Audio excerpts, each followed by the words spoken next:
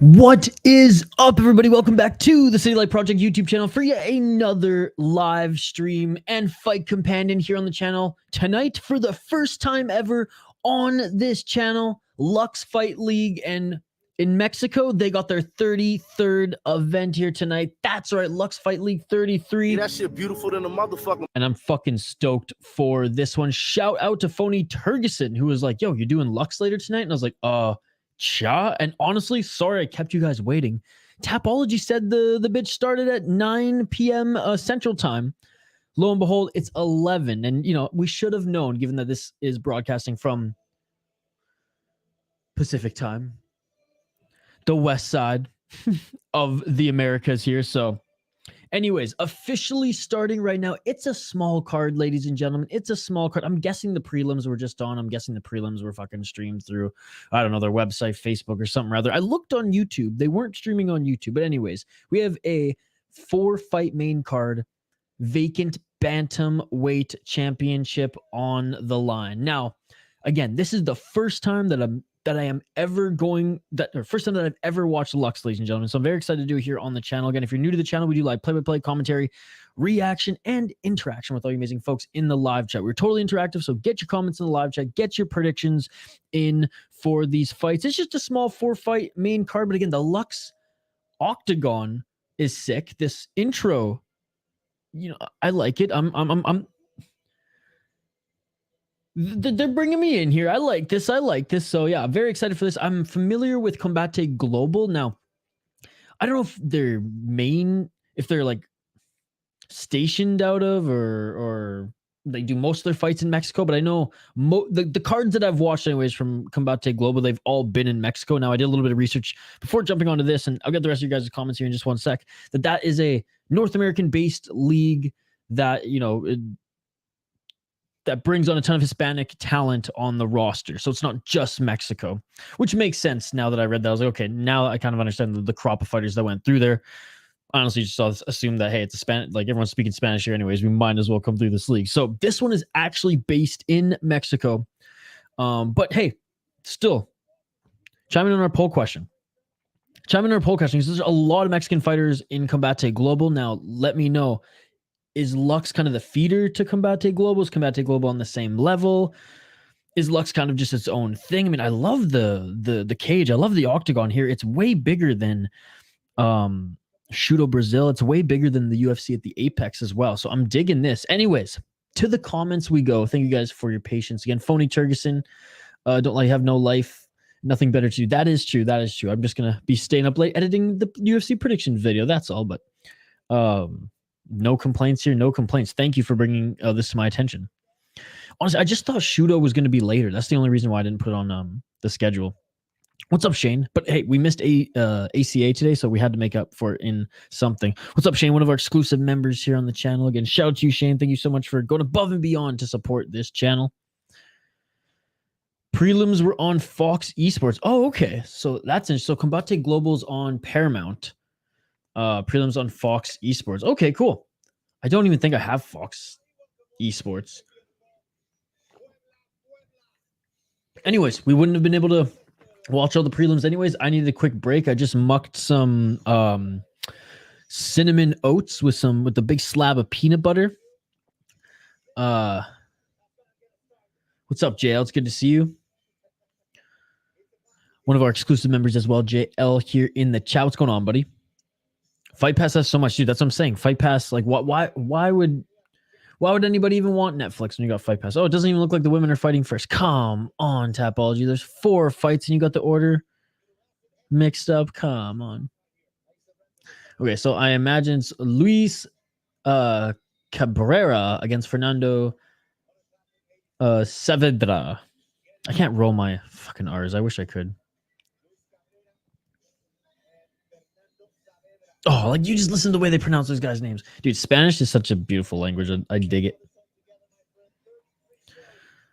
What's up, Cold Hard MMA? Yo, tuning in. I can stick around tonight for a bit. How we doing? We're doing good. We just wrapped up Shudo Brazil. Great promotion. Some awesome fights. Well, except for the main event, but That's regional MMA. And it was brought to my attention on that stream. They're like, hey, Lux does, the main card doesn't start for we thought it was only going to start in like 20 minutes, but Lux is next. You should do it. And I said, fuck yeah, I'll do it. So here we are. All right, man. Who we got in the main event tomorrow? I personally have Strickland. I got Strickland as well. And since you guys are here chilling, I'll give you the sneak peek. If you promise to like and at least watch, even if you're not going to listen to the whole thing, at least have it playing so I can get the watch time, because that really helps. That really helps the the watch time on the videos. I won't give you all of them, but I'll give you a good chunk of my picks if you guys promise to do that for me. Give me 1 sec.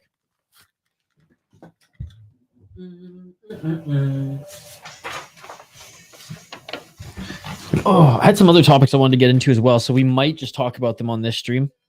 But look at the production value for this. This is awesome. Okay, who do you want to know? Hit me up with some names. But yes, I do have Strickland winning as well. Shane is picking Cabreras. We don't have odds for this one on Tapology. Come on, Tapology. You had odds for fucking Ryzen? Actually, no, they didn't. I had to research those. Anyways, if you're new to the channel, like and subscribe. Let's set the like goal at 20 likes. It's only a 4 fight card, so we'll set it at 20 likes. If all 10 of you like this video right now, if all 11 of you smash that like button right now, we'll be over halfway our like goal. So appreciate you guys. And again, once the fighters begin throwing down, we will give you live play-by-play commentary, reaction, and of course interaction with all you amazing folks in the live chat. So don't be shy. We're totally interactive here, and we take all your comments. Gravedigger Jones, speaking of exclusive members, what's going on, buddy? It's good to see you. How's your Friday going, dude? Happy Friday. All right, let's highlight these next fighters here, and I should change the ticker on the bottom of the screen. Saavedra, what a sweet name.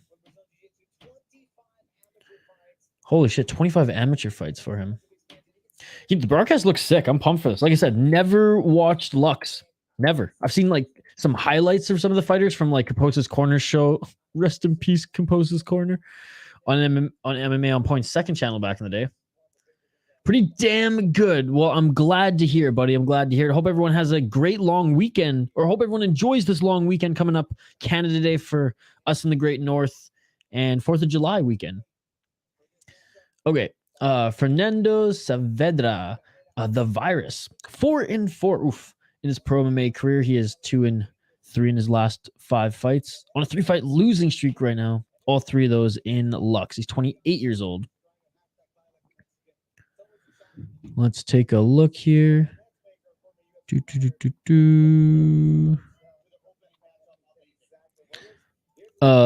TKO, 0 submission, 4 wins via decision. And again, 1-3 in Lux Fight League. So not the best record here on a 3-fight losing streak to a 4-4 guy. 1-0 and 9-4. Oof, split decision wins too. Oh yeah, okay, Shane. Yeah, I'm staying away from this guy. I'm going Cabrera, locking it in. Let's take a look at him as well. 5-4 in his pro MMA career. He's on a 3-fight winning streak right now. 3-2 in his last 5 fights, and he's 25 years old. Okay, so Saavedra is the favorite at -150. Shane, this is going to be a crazy fucking night if that other guy is the favorite. But we're both going with the underdog here, Shane. 5-4 in his pro MMA career.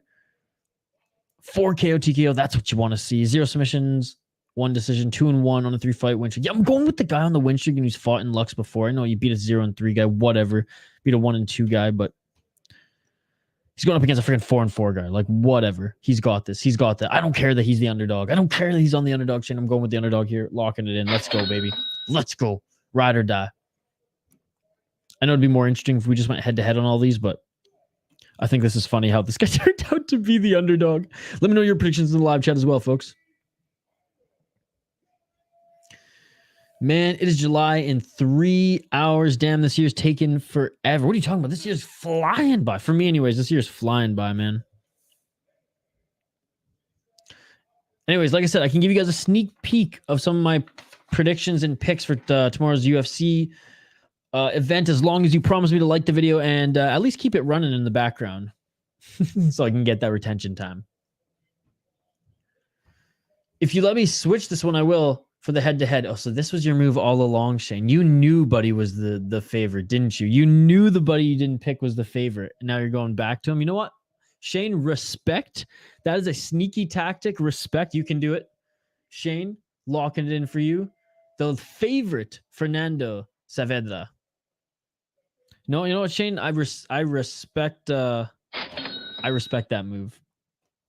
I mean, it's ultimately up to you, so you let me know. But they're about to square off. So you, Shane, let me know right now.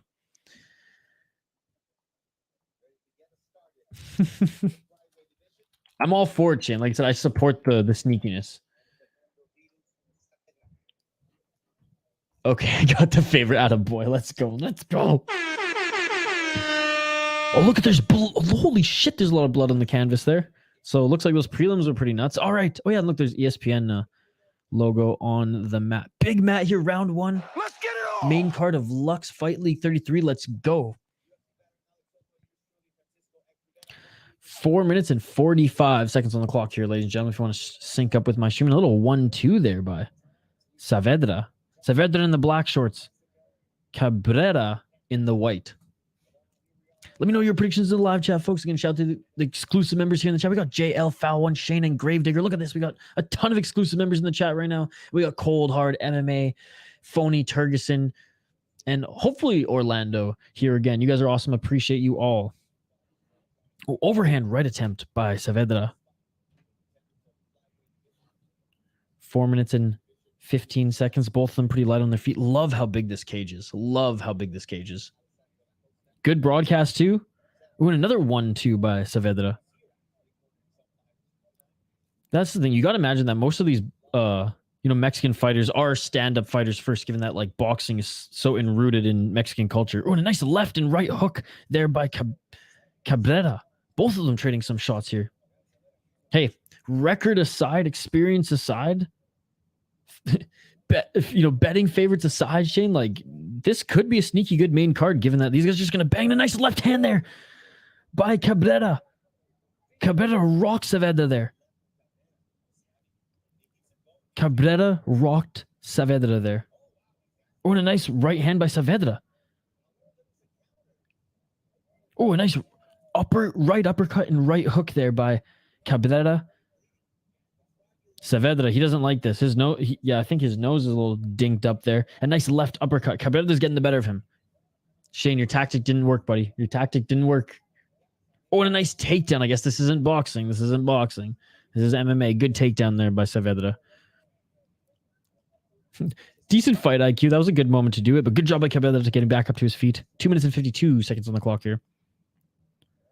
Not squaring up in the center of the cage. Instead, Saavedra actually takes position outside the center line. Big overhand left swinging mix. You got to imagine that Saavedra just can't really breathe right now out of that nose. Oh, beautiful right uppercut by Cabrera. That rocks Saavedra again. But man, these Mexican fighters, they got iron chins, dude. Yeah, look at that. Oh, and a nice attempt at a high kick.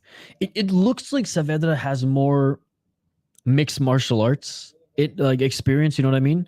Whereas Cabrera, just look at the way he's moving his head and his footwork, like he is boxing. He is boxing. I love it, JL. The bigger the better, man. The bigger the better. I hate the small cage. What is this, Russia we find in phone booths? Come on. 2 minutes in the first round, or 2 minutes left in the first round. I like it. I would gas running from one side of this cage to the other. JL, how many times do you think you could bike around this cage?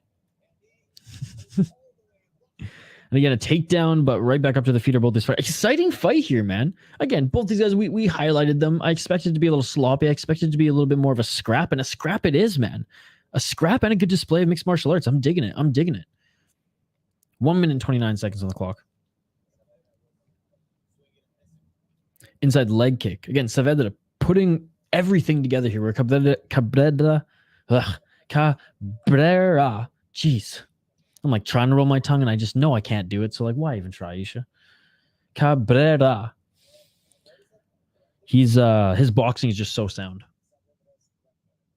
Who should step in to fight JDM and Cheeto? Well, for Cheeto, I think it's Piotr Jan. JDM, I don't know. Who do you think for JDM? I think Cheeto Yan is like no brainer. That's gonna be fireworks. What's up, West Coast? Thank you so much for hopping in here again, dude. Lux has actually been pretty fun thus far. First fight on the main card here, and I'm digging it. That's why white people don't speak Spanish. That's why brown people don't speak Spanish. Brown and white people. I'm a mix. I'm a mutt. I'm a sand person, Tuscan Raider, mixed with white girl Seattle. I swear my dad's a walking carpet. Love you, Dad, but like, Jesus Christ, I'm half fucking Persian and I'm covered in hair. It's like, thank God my mom's white. A mutt, yes, very much so. And that's the end of the first round. You know, it's funny, actually, West Coast. When my dad left Iran in the 70s, he went to Mexico before coming over to coming over to the United States and then Canada. And so Spanish is actually his second language. French is my second language, but I'm Canadian, so there you go. Yeah, with the hair,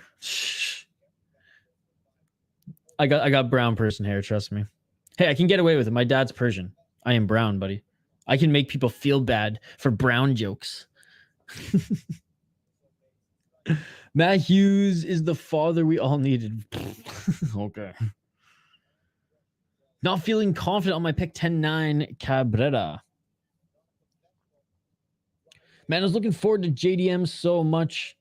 He might be one of the most exciting fighters in the UFC right now. Yeah, I know. It is unfortunate. It is unfortunate. When was the last time he went more than one round? I can barely speak English. All right, round 2, ladies and gentlemen. Let's get it all. And yeah, Shane, the underdog's looking good right now. Again, guys, love the interaction. Keep the comments coming. If there's those who you're like, dude, we need the play-by-play, just let me know and we'll focus on that while the fights are going on. He would be the perfect guy to be boys with. Just don't get on his bad side.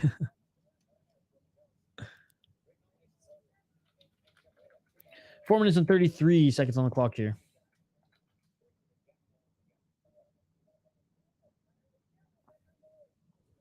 Yeah, but I mean, who do you guys think Della Maddalena should fight? Because there's a few good options. But don't know. Cheeto Yan is a no-brainer in my mind. 4 minutes on the clock here. And again, this Saavedra guy is tough as nails, man. Steps in with the left hook, misses. Holland would be good. Yep. Yeah, that would be good. Who was it? Chris Curtis was tweeting saying that he's like, fuck it, I'll do it. He just got, didn't he? He just had a pretty bad cut though. I don't know if he's healed from that yet. I mean, it's been a couple weeks. I don't know. I don't think Chris Curtis is going to get it. Ain't no way Holland is happening. Why not? That's literally Holland's MO. Win or lose, he just saves fight cards. Bilal? Bilal wants to fight for a title. I don't think Bilal will take that. 3 minutes and 20 seconds left in this second round.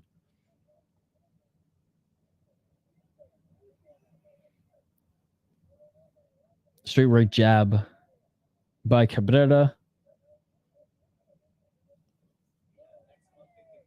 3 minutes and 5 seconds on the clock here.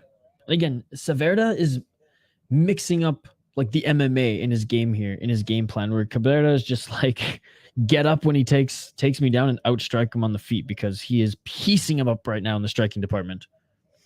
Again, appreciate everyone joining us. Like and subscribe if you haven't already. Let's try to get this bitch to 20 likes here tonight. Huge left hook thrown. And a little right uppercut landed on Saavedra.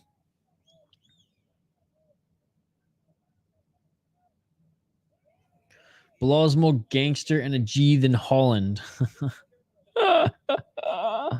Oh, you make me laugh. Oh, there it is. And it is all over. It is all over. Cabrera knocks. Oh my goodness. Look at the finish. Holy shit. That is a knockout indeed. Oh my goodness. He is out. Completely out. I mean, good stoppage by the ref, honestly. Diving in there before Buddy could have hit him with any more shots. Oh my goodness. Dude, Holland will fight at 291 and be fine. He fought 5 times one year. People don't commit crimes in front of Bilal because he's... Oh shit, he just came back. What do you mean no one commits crimes in front of Bilal? What are you talking about? Kevin Holland is the superhero. Bilal hasn't caught a criminal ever. Yeah, Burns fought at 287 then 288.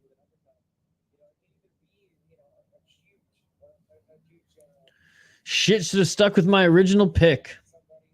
Humbled the weight misser. He was at 131. Oh shit. Well, there you go. There you go.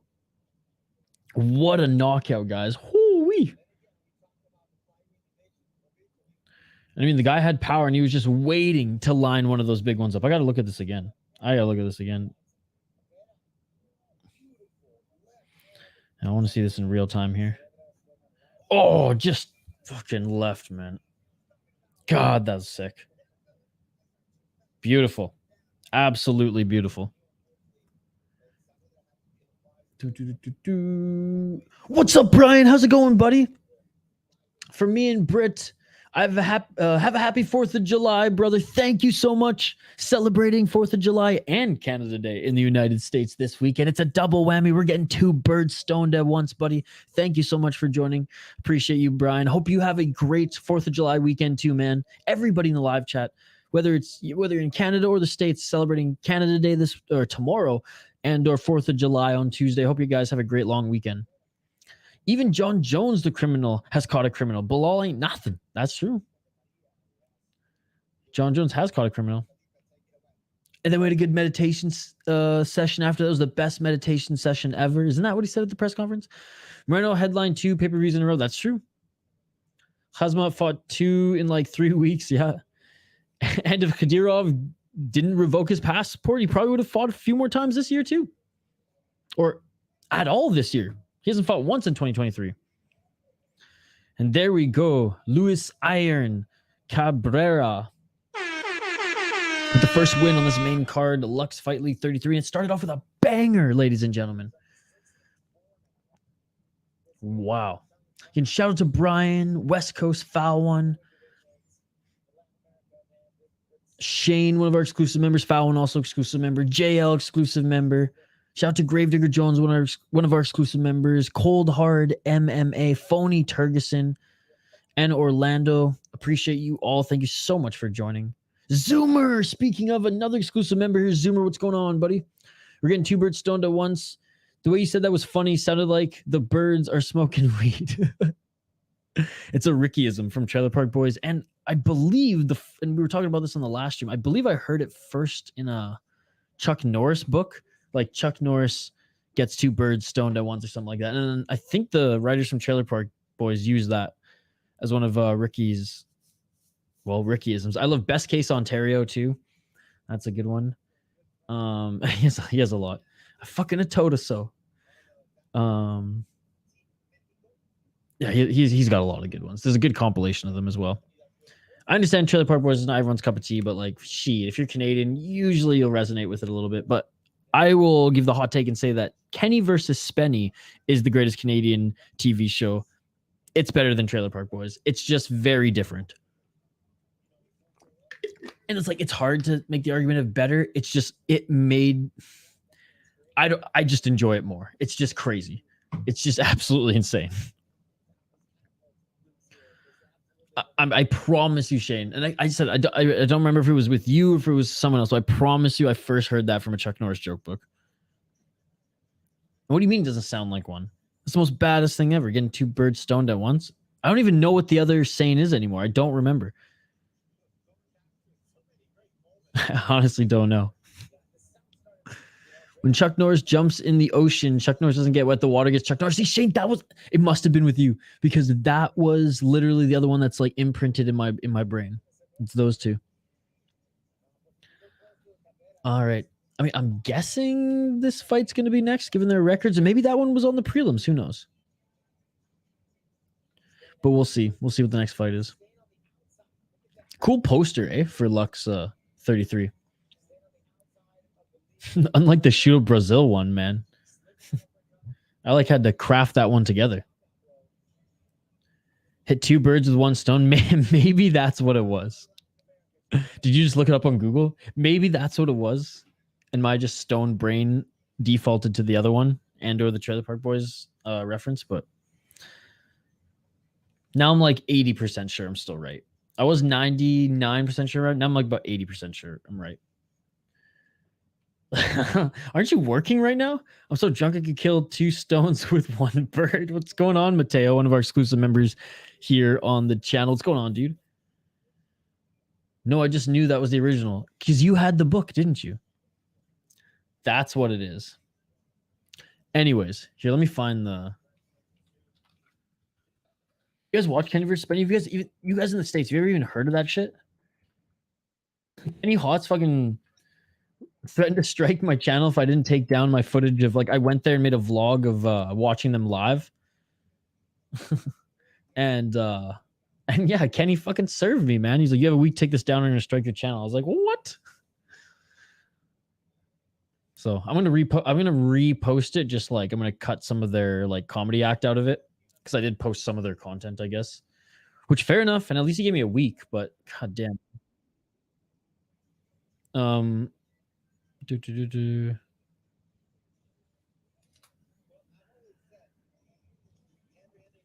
Where can you watch Combate Global? I watch it on Paramount. Shane is right, says West Coast. He must be right. Yeah, I'm working. Just thought that was funny. Oh, got you.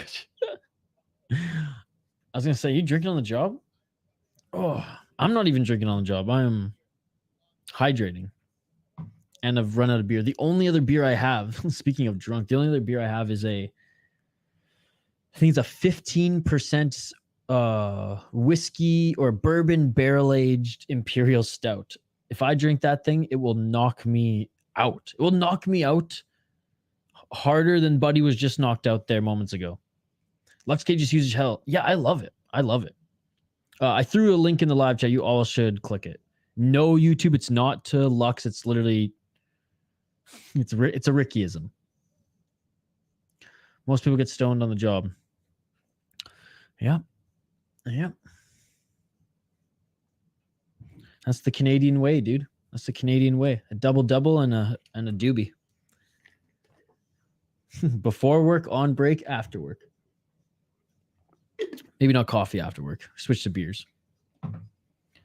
Okay, we got a welterweight bout next here, so let's get right into it. Oh, wait, do we even have these guys on the... Come on, Tapology. We don't even have these guys on the fight card list right now. Okay, we're going to have to do some digging then quickly. All right, one sec here. Man, Tapology's slacking this weekend. I mean, I'm glad we're getting an additional fight here. So the Punisher, Jesus Wong, is moving down to welterweight from middleweight. And he's making his Lux debut here tonight. He is 3-2 or 2-3 in his career. So, I guess 2 of those are, or one of those is amateur. Oh, it says 1-3. Oh, a couple of those are boxing. My bad. Yeah, he's not that good. I'll get him up on the screen here in a sec. So we'll do a quick highlight of them. I guess it's a smaller league. I shouldn't blame Tapology too much. But so this is one of the guys. Menacing, I know. 1-3 as a pro. Won his last fight against a 3-0 guy. So, hey, credit to him at UWC 42. And, I mean, there's not much to say. He's He's all right, I guess. He boxed, he lost. He boxed, he won. I mean, I don't know anything about this guy. I'm sorry. And clearly Tapology doesn't either because he's not even on the fucking fight card. Okay, let's see if I can find this other guy here. Oh, shit.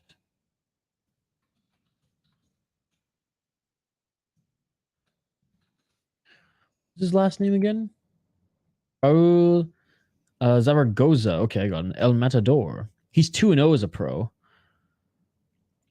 He fought in Lux 26 and Lux 29. Unanimous decision and a rear naked choke against 0-1 guy and a 3-1 guy. I'll bring him up here on the screen too. And I guess we'll just shuffle through. We'll shuffle back and forth between them on screen throughout the fight there. So this is the other guy. 2-0. I love his walkout music. I approve. Yeah, Lux 29, rear naked choke. Lux 26, unanimous decision against a 3-1 guy when he was making his debut, and he lost one on the amateur scene. MMAF is actually a really, really good amateur scene. That's where Jack Shore developed before he went to Cage Warriors. I don't know if you guys were watching. Actually, they displayed it on that little well, before the stream started, they were running, I don't know, like one of the UFC connected things. Okay. Oh my God, Technology. Why are you tripping out on me, bro? All right, sorry. You're going to get right back to your comments here, boys. Oh, look, there's hardly any comments. Again, shout out to everyone joining us live here on the channel. These guys weren't listed on the fight card, so we're doing it live. Bum, bum. But keep the comments coming, folks. We do live fight companions every single weekend. Unfortunately, this is going to be the last one of the weekend because busy tomorrow and, well, pretty much the entire long weekend. But we will be back next week. Ultimate Fighter, as well as, well, we're going to squeeze in some extra streams too. And also, it's going to be such a great weekend for MMA. There's a lot of great cards next weekend. So excited for that. It was pretty thin this weekend. Oops. It's pretty thin this weekend, to be perfectly honest. I mean, for us, it's fun because we get to do Shudo and then Lux back to back. I promise this is such a struggle when you guys are watching it in real time. Whenever like an ad, like a banner ad pops up, not even a pop-up ad, just banner ad, like the whole, everything just trips the fuck out. But anyways, look at that. Rag the puck enough here. Rag the puck enough here for the fighters to be able to make it into the cage and start.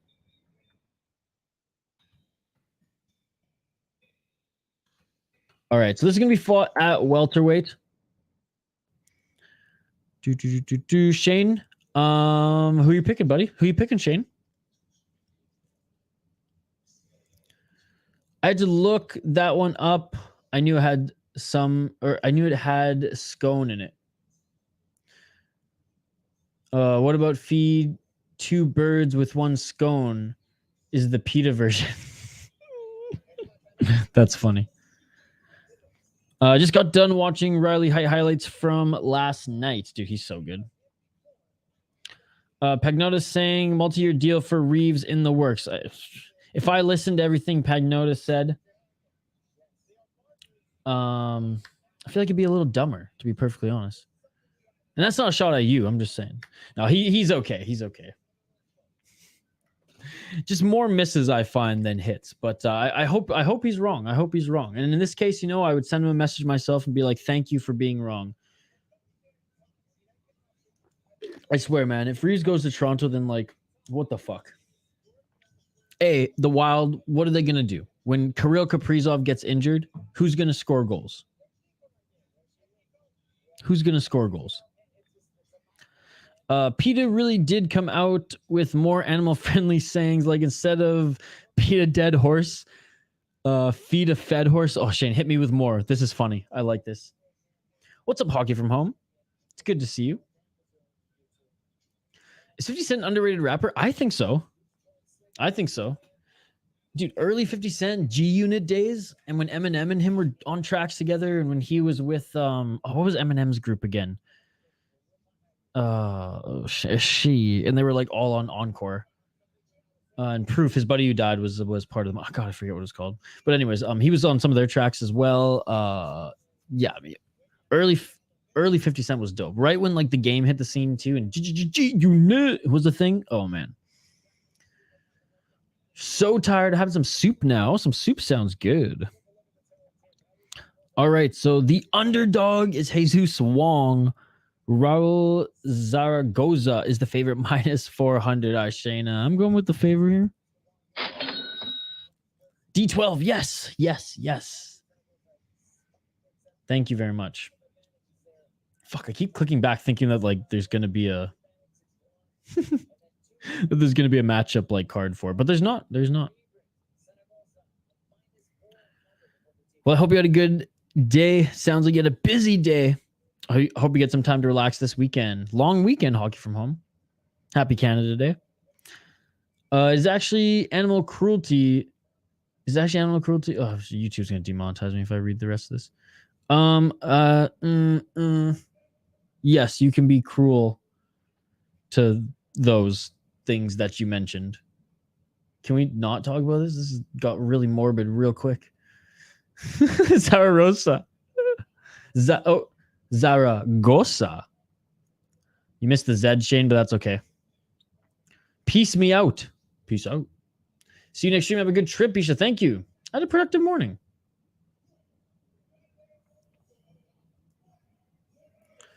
I agree. We need to be more mindful when making jokes about animals. Would you want horses making jokes about trampling over dead humans? Absolutely not. That'd be fucking terrifying. Could you imagine? If we could just like somehow understand them, they're neighing to each other all aggressively, like stomping on the ground, and we're like, oh, look at that beautiful horse. And like actually they're just like, I'm gonna stomp that motherfucker. Next time he tries to feed me, it's over. Yep, happy Canada Day. I'll make a post Monday regarding Canada Day. Canada Day and 4th of July. We care more about our country, clearly, because we're honoring it, calling it Canada Day, where you guys just use the number, but that's okay. That's okay. All right, guys, like and subscribe if you haven't already. Ring that bell for notifications so you never miss an upload. We do live play-by-play commentary, reaction, and interaction. Most importantly, interaction with all you amazing folks in the live chat. Look at this official. This is night and day from the girl that was officiating before. This guy's a big boy. All right, huge discrepancy in odds. We have a plus 400. Or was it no plus 300 against a minus 400? Shane and I both picked the favorite. Let me know your predictions in the live chat if you haven't already.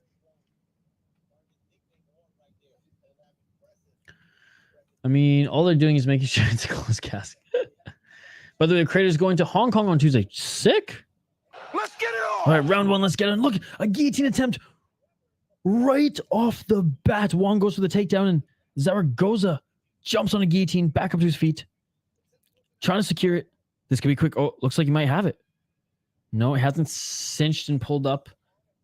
4 minutes and 42 seconds, but he's working to get it here. He's working to get it here as Wong continues to fight for a takedown.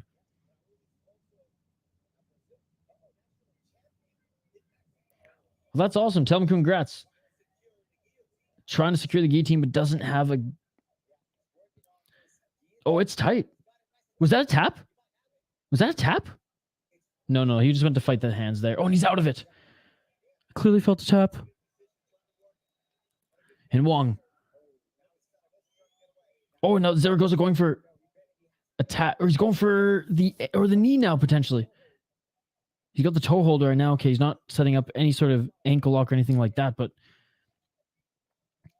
making it difficult for Wong to advance position. Wong finally throws a... I was going to say hammer fist, but just kind of a muffin shot down there. Zaragoza on his side right now, but now attacking the leg. And here we go. Knee bar. This is tight. Tap, dude, tap. Oh, now he's going for the spin. Whew, that was hype. That was extended, man. And instead of continuing to cinch on it, he's now going for maybe he's going for clearly a different one here. More attacking the ankle. Now he's out of it. Out of it now, and Wong doesn't have his back, but is throwing shots from the back here. And Zaragoza clearly has some jiu-jitsu here as he attacks that left leg now. Left ankle. Now he's looking to spin into it. Good job by Wong. Constantly scrambling as well.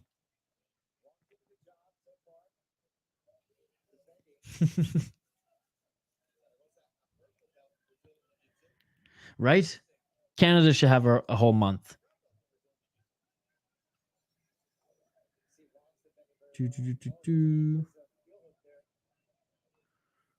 What now is so funny, man? What happened to Silva? What happened to Silva?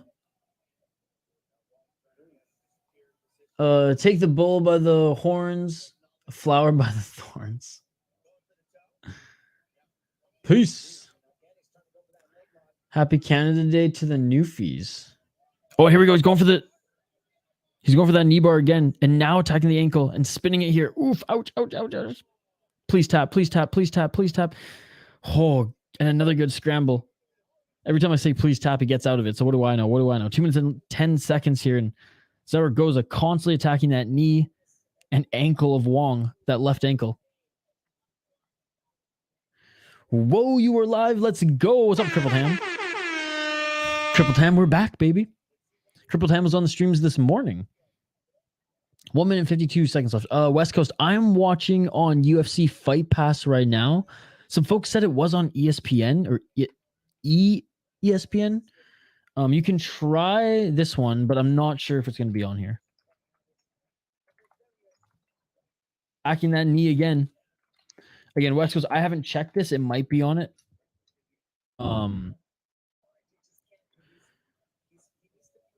Like someone said it was on ESPN, but ESPN online. But I'm watching on UFC Fight Pass, brother. Oh, and again, Wong doing a good job of continuing to keep this top position despite fighting off some submission attempts. Looks like he actually has some good wrestling. He knows where to go. He knows where to turn. And despite Zaragoza's submission attempts, Wong's actually landing some good shots here. Now Zaragoza trying to roll into something here, but he's taking shots to the side of the head. By the way, the Lux gloves are pretty sweet. I dig them. I would tap quick to a leg lock. Absolutely. Me too, brother. Oh, yeah, dude. Dude, knee joints ripping apart. I'd rather, and I can watch bones break too. Like, you ever seen a Kimura and someone just snap the arm? It's so loud. It's like pop, and it's gross. But knee's the worst. Knee's the worst. Those Friday night MT fight cards have been sick. Love it. The Muay Thai ones? Is that what you're talking about? Muay Thai fight cards? Oh, it's Friday night for you. It's Friday morning for us. That's why I'm like, what the hell are you talking about? Friday fights. Oh, yes.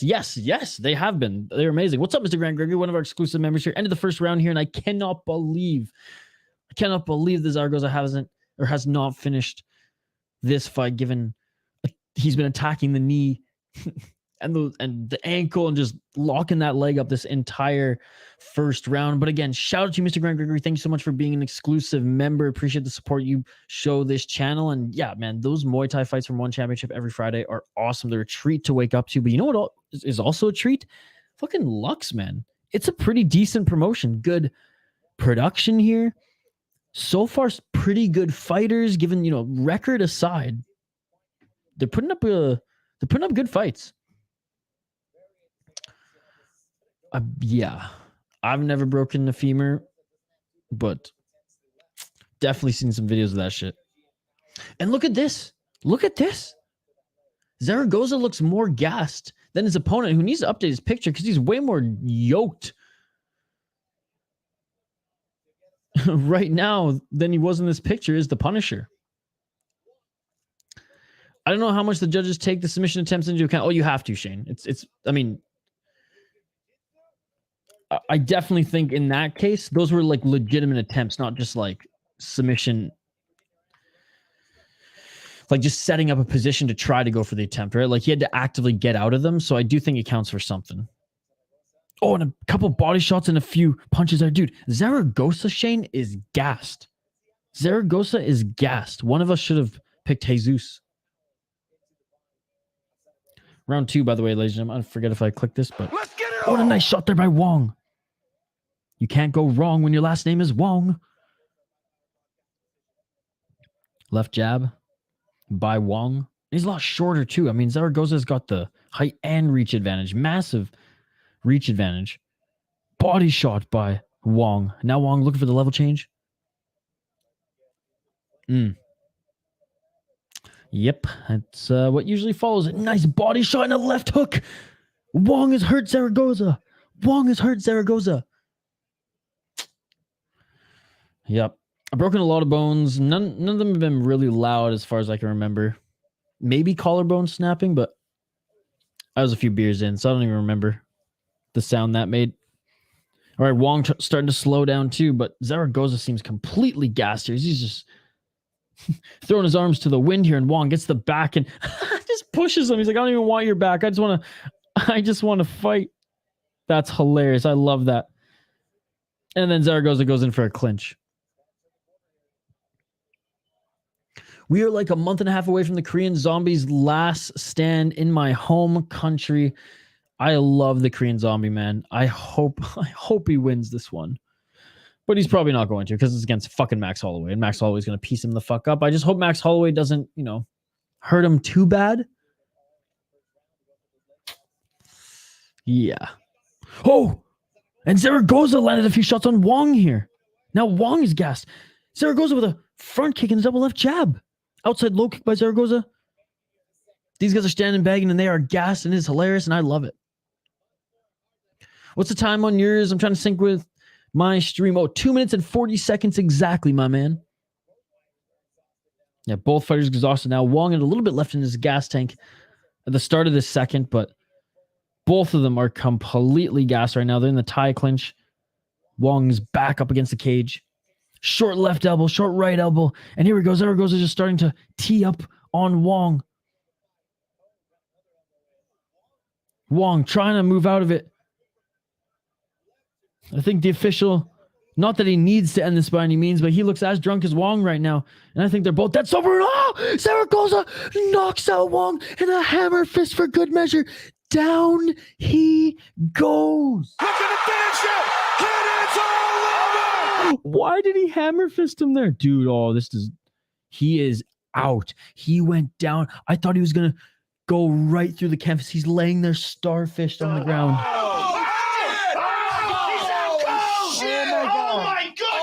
What a fight. I mean, it was sloppy with two gas guys there at the end, but Zaragoza Shane, he ends up pulling it out for us. Let's fucking go.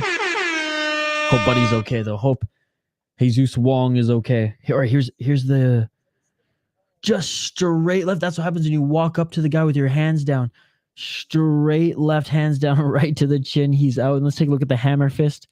Oh, dude, out. And he like dived on that motherfucking hammer fist. Dude, he was out. His eyes rolled to the back of his head. Here's the hammer. Yeah, dude, this ref, like I said, he was drunker than, he looked drunker than Wong. Okay, he missed with the hammer fist. Thank goodness. Missed with the hammer. But you see that? He went right in for the... Oh my goodness. And these two has imploded over this signing. What, they don't understand what they got? Are they not grateful? That was nutty KO. It looks like he hasn't really even come to yet. Oh, they're gonna stretcher. Are they? No, okay. I thought that was a stretcher. That's just the ESPN logo. Who's more drunk, the ref or the odds maker? I mean, that ref looked like he's plowed back a few Coors Lights in his day. Okay, he's back up to his feet, dude. They're talking to each other now. You know, good display of respect and everything. But you can see Zaragoza is like, you know, he lifts up his arm. I mean, yeah, it was a good slugfest there for sure. And he's like telling him all this stuff, you know, probably saying, oh, it was great to fight you, blah, blah, blah. I don't know their history. Dude, Wong is not going to remember any of this.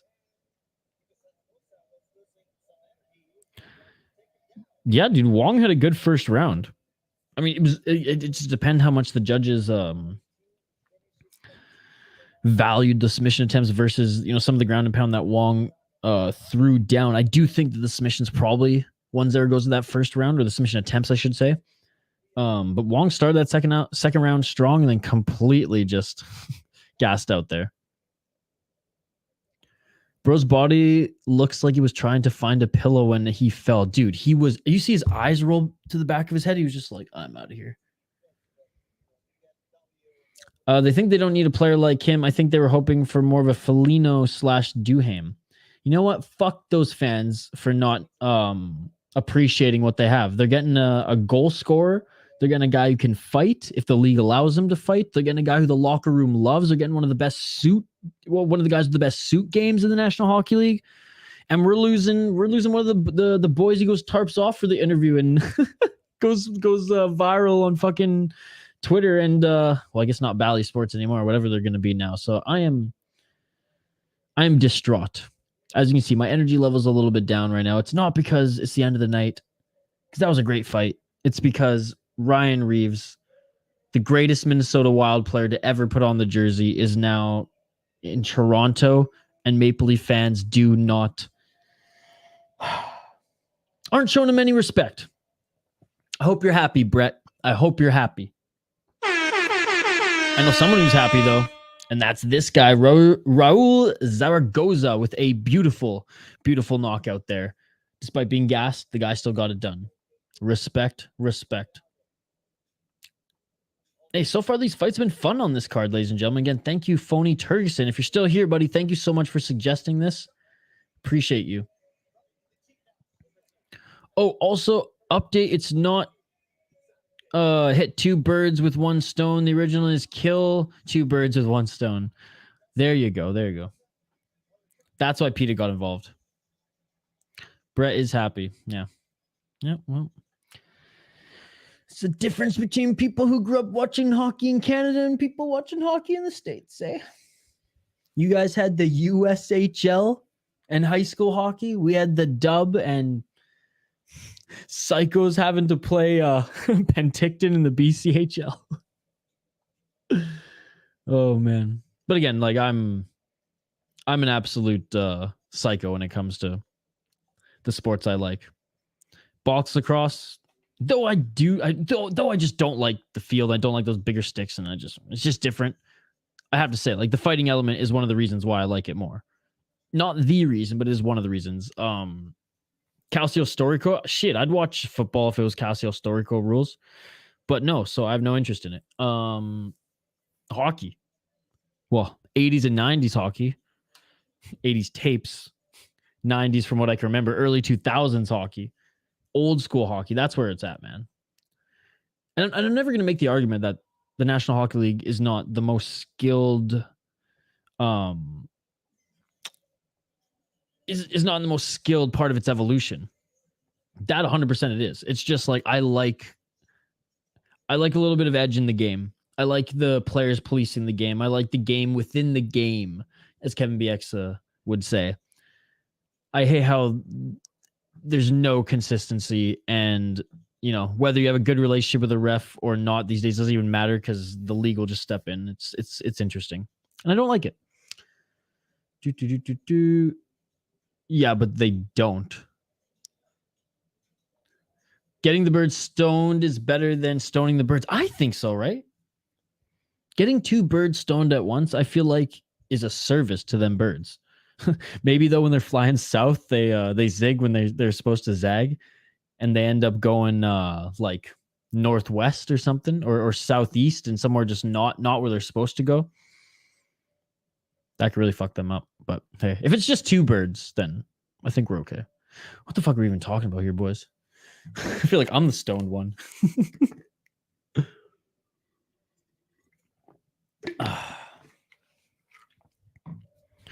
Oh, man, I can't believe Ryan Reeves is gone, man. I can't believe Ryan Reeves is gone. I know everyone who's watching right now who's like, Ryan Reeves, who the fuck are you talking about? What is hockey? This is an MMA stream. Boys, it's been a rough day for me. One of my favorite players is gone. You would love the NHL. I know friends who are going solely to fight. I heard the NA is fun. Kind of like AJHL tier minus Brooks, who always have a kid who makes the National Hockey League. Looks like there's a little bit of a break in action here in Lux, ladies and gentlemen. Yeah, they're doing a little bit of a interview between fights here. So yeah, let's talk in the comments. Hit me up with some comments here. I mean, there's There's 3 more fights on this card that Tapology posted that we have not seen yet. So I imagine we're going to see, hopefully, the Bantamweight champion or Bantamweight championship fight, but we shall see. We shall see. Joanne, I'm going to break this phone. Oh, man. The Raptors, Fred VanVleet signed with the Rockets on a max contract. I mean, Shane, are you upset, or do you think that this team should, or that team should commit to a rebuild? Like, what are your thoughts on that?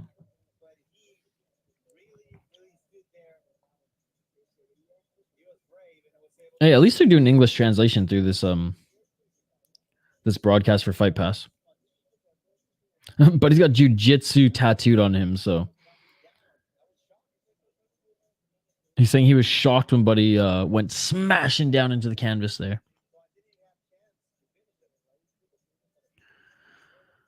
I got 1,600 in cash in my hand right now from selling some gold and silver. I feel like a baller right now. Gonna put it in crypto though. Hey, dude. Atta boy. You know what? It's funny you mentioned that. You know what I was just watching there? It just showed up on my phone like an hour ago. Was like it was a guy's YouTube channel of shorts. And it's probably fake because like this is the internet these days. But he would just find like outrageous things on a beach with like metal detector. And like, mind you, this guy did go to like gnarly places. It wasn't just like, oh, like right on the Miami beach or one of these big Miami beaches that everyone fucking is on every single day. And I just managed to find this massive gold chain. And then he like goes in and just sees, a week of searching. And then he goes in a week and sees how much everything's worth. And like, yeah, this guy's like clearing like sometimes like 5-6 G's. It's like, what the fuck? But Zoomer, that's awesome, buddy. And yeah, I hope your investments go well. And if you know how to play the crypto game, I hear that you do very well. I'm way too naive at this stage for that. Although I have a friend who he got in early in 2008 or 9, I believe. 2009, I think it was. 9 or 10. It was like early. He went in with a lot. Let's just say a lot that the guy's never going to work another day in his life. Shout out to my boy there for getting me out of silver in Counter-Strike. NHL is a feeder league to the... Or NA3HL is a feeder league to the NAHL and the USHL, unless you were my friend who somehow went from the NA3HL to backing up for Justin Close on the Gophers. Damn! Okay, well then that sounds like my league, or my kind of league. Okay, here we go. We got the next fighters making their walkout now, folks. And here we go. We are back on track.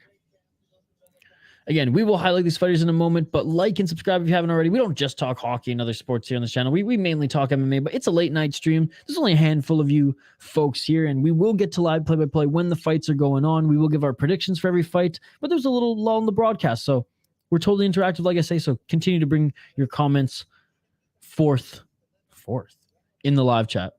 That works. They couldn't afford him. Ideally, they should have traded him at the deadline, but they were trying to push for the playoffs, weren't they? So yeah, I guess ideally is why you use that word. All right, let's highlight these next 2 fighters, folks. I will update the ticker on the bottom of the screen. But again, so far, I'm pleasantly surprised with the Lux product here, both on the production side and with the fights. So again, shout out to Phony Turgeson for suggesting we do this here. I got a long night ahead of me, and I decided not to drink coffee before this stream because I'm going to have some after, and I didn't want to crash. But editing the UFC, or finishing editing the UFC, my picks and predictions video, which will drop literally right after I'm done editing it. I'm going to drop because I'm leaving bright and early tomorrow morning to go north to a more richer land of the lakes. Not literally, I guess figuratively rich. Rich in beauty. All right. Again, shout out to everyone who joined us last night for submission grappling, some jiu-jitsu That was amazing. Over 100, was 150, 100, almost 160 people in the live chat at the peak of that stream. That is absolutely insane. I literally figured like max we'd have 30 people, instead we had 150 something. So thank you guys so much. Thank you guys so much for sticking around this morning. We had some technical issues. No joke this morning, guys. The breaker blew. So everything had to be rebooted. And as soon as everything was rebooted, Xfinity internet cuts out on my entire block for like half an hour. So YouTube ended the stream. We missed 2 fights. Thank God it was only 2. Came back, finished the stream. That's why there's 2 separate streams for this morning. ADCC decided not to do because our boy at Rush Hour MMA said that they copyright strike motherfuckers whenever they do fight companions for their leagues. So we're like, all right. So then we were like, okay, we'll just continue with Shudo. Did Shudo, and now we're here doing Lux. So what a day it was, ladies and gentlemen. What a day it was. It's probably closer to 2010s. I don't know. Yeah, I guess you're right. But it was like in the second year where it was like relevant and like on the market, and people were, well, the nerds anyways, were talking about it. But he was also under house arrest, so he had a lot of time on his hands. Hey, depending on the lake, it could be literal. Yeah, that's true. That BJJ stream was so live, I wasn't expecting it. Yeah, we've done 2. Fury, people were pissed because they thought it was the actual stream, even though I'm like, dude, it says Fight Companion. There's a disclaimer in the description. Yeah, I get the pictures a little misleading, whatever. But like, especially last night when it was free on YouTube. But anyways, but not a lot of hate on that one. Not a lot of hate on them. The Fury Pro Grappling, everyone was pissed. But I think we did Fight Pass Invitational 3. If I recall correctly, we had a bunch of people in that one too. But I just thought that was the Gordon Ryan effect. I recommend the latest Penguin Zero video. Okay, I'm not caught up. I watched yesterday's or the day before his videos, but I'll catch up tonight, Shane. Xfinity's dog shit. Can't wait to live elsewhere with different internet. American internet's dog shit. I miss my Canadian internet. Canadian internet never crapped out. Never. And I worked in the podcast and streaming industry. Consulting, live producing, never had a problem. Never. Once or twice in a blue moon, you lose power because it's a crazy thunderstorm in the winter. God damn, here, every fucking stream, man. Every stream. There's only so much I can boost this bitch. There's only so many ways I can plug into it. Like, goddamn, American internet. This card has been fucking crazy so far. It has. Okay, we gotta highlight these fighters. Canada, baby, let's go. People rolling their eyes like Canada internet. Shut the fuck up, Isha. All right, Daniela Melendez, 1-0 as a pro in mixed martial arts. She's on a 2-fight win streak if you count her amateur and pro experience. They're fighting at 115 pounds, ladies and gentlemen. Oh my God, Tapology, why are you doing this to me? She got her first win as a pro via armbar, and her first win as an amateur via KO TKO. She fought in Lux 26, now making her second appearance back in the promotion to fight Susset Gómez. Also 1-0 as a pro in mixed martial arts. If I can ever scroll down. She beat a 0-3 gal in her last fight. Won by unanimous decision and a draw and a decision before that. And yeah, like I said, 1-0. 1-0. Who do I have in this one? I didn't even see or Sambo style for. Oh wait, what the heck? I think we have another replacement fighter or 2 different fighters on here. I just assumed this was the only women's fight, so my apologies. But yeah, my apologies, folks. These are 2 completely different fighters. And again, I just saw that there was women's fighters on this card, and I assumed that was them. So my apologies. We have 2 completely different fighters here. So come on, Tapology. Tapology really shit the bed on this one. They're usually good with this type of shit. So that's my bad, folks. That's my bad. I will update the ticker here on the bottom of the screen next. Shane, I mean, let's veto this one because I don't have any info on either of these women here. I'll continue. Well, we'll talk about them here in a sec. And I'll get their names on the ticker on the bottom of the screen. But yeah, Tapology, man. Come on, get together. 4-fight main card. I was like, okay, that's going to be... I mean, that'll be nice. You know, hopefully go to bed earlier continue to edit some video after this, hang out with you guys for a little bit longer. I thought it'd be cool. I have a feeling this is going to go a lot longer than we expected, folks. And yeah, we'll get back to the focus play-by-play here in a sec, but I want to update the ticker on the bottom of the screen and at least get one of the fighters here on the graphic. So round one's about to begin. Come on, put their names back up, please. Let's get it all. All right. So we got Cifuentes against Munoz. Give me 1 second. We'll get right back to the commentary, folks, and back to your comments. Keep them coming. It's the comment-driven live stream. Like and subscribe if you haven't already. We do live fight companions every single weekend. And we love hanging out and interacting with you guys. We love taking your comments. We love all the conversations. Most of the conversations. Bilal and Jared Gordon aside. No, I'm just kidding. I'm just kidding, JL. Oh, come on.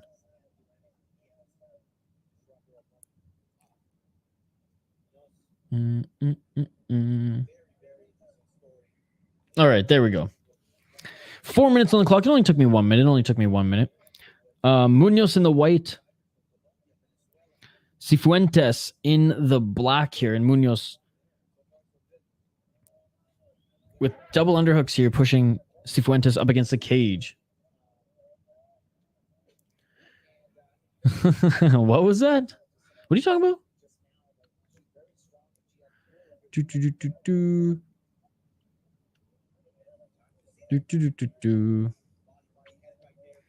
Yep, USA. Shane, like I said, I'm just gonna veto this one personally because I don't know anything about them. We didn't have time to highlight them. It was my bad. I guess I didn't pay attention enough, but I assumed we're on the main card here. The women are coming out. Oh, and a nice hammer fist there by Munoz. Munoz in half guard here, top position, laying down some ground and pound. 3 minutes and 11 seconds left in this first round. My bad. I didn't mean to send that comment. Was going to rewrite, but it came out in early 2009. But yeah, anyone who got in those first few years are set. I'm playing a game and heard Bilal and Gordon, so it piqued my interest. What game you playing?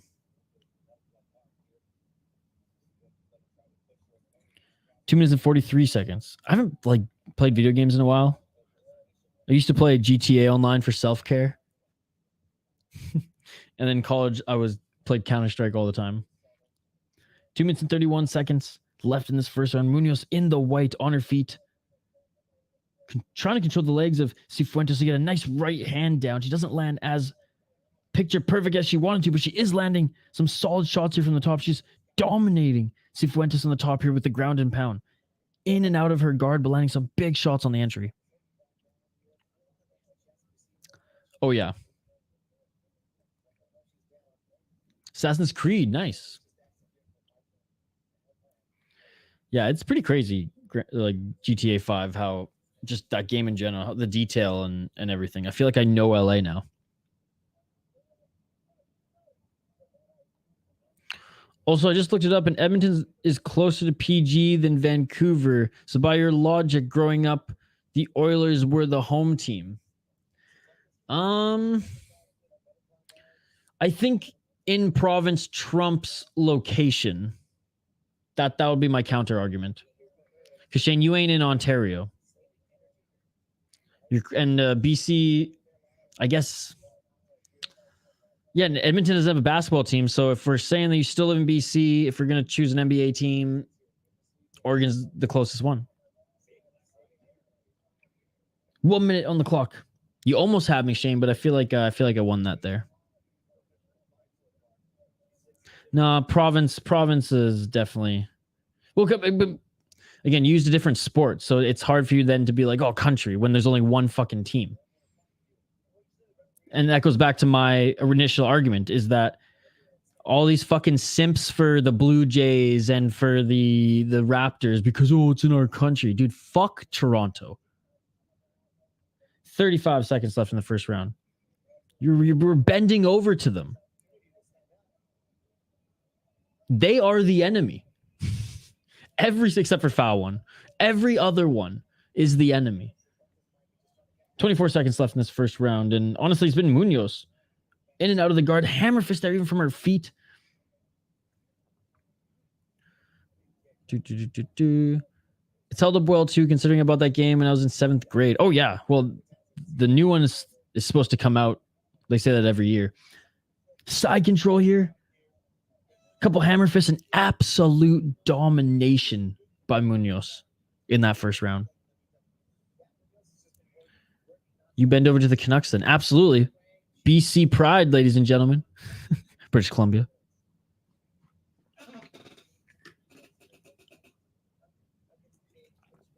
Yeah, man. I'll support BC over fucking Toronto and Ontario. Are you kidding me?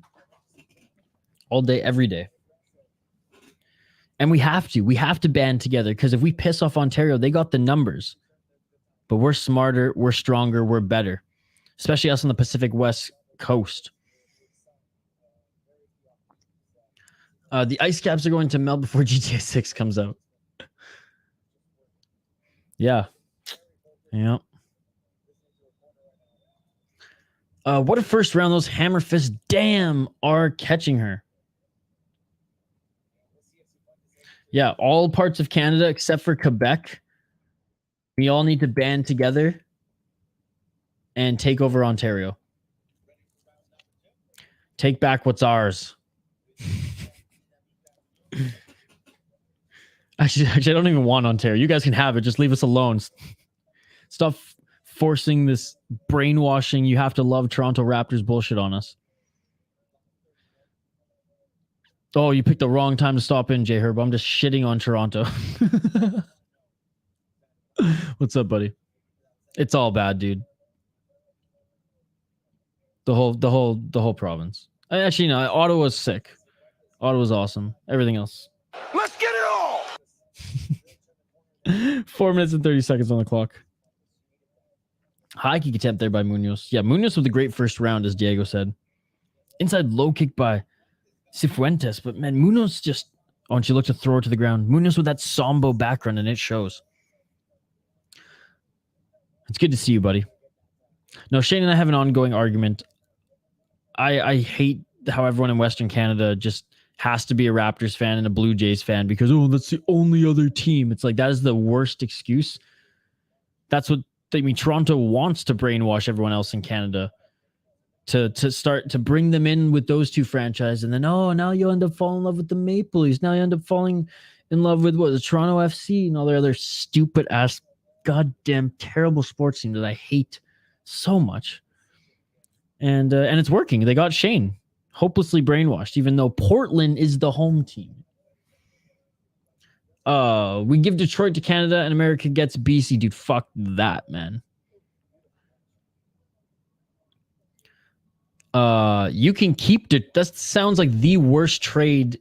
That sounds like that is worse than Ben Askren for Demetrius Johnson. A trade that the UFC clearly lost. 3 minutes and 14 seconds on the clock here.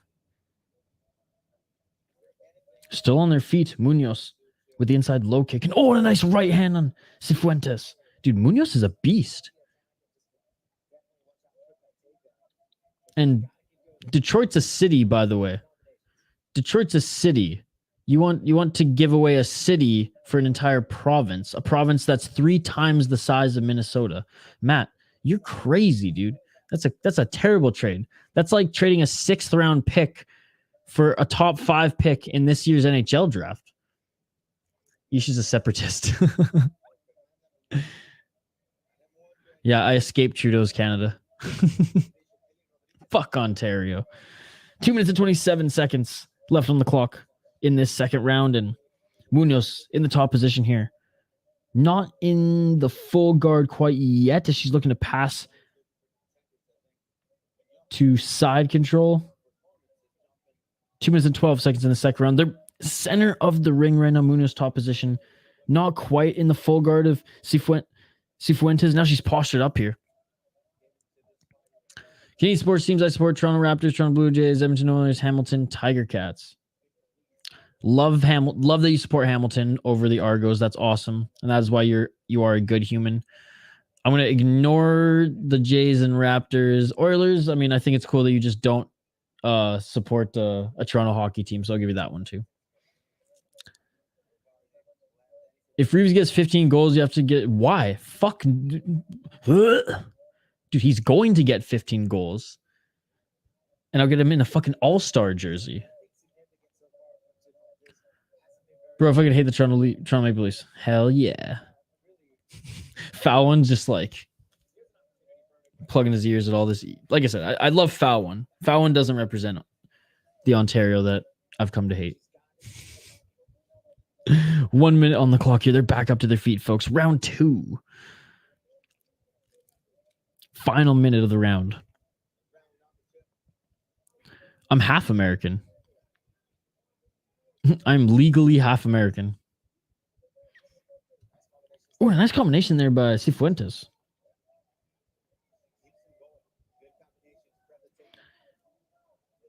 Little combination there for Munoz to step in and get the takedown. She does. Beautiful takedown there by Munoz. 35 seconds left on the clock here. Again, Munoz is bullying her.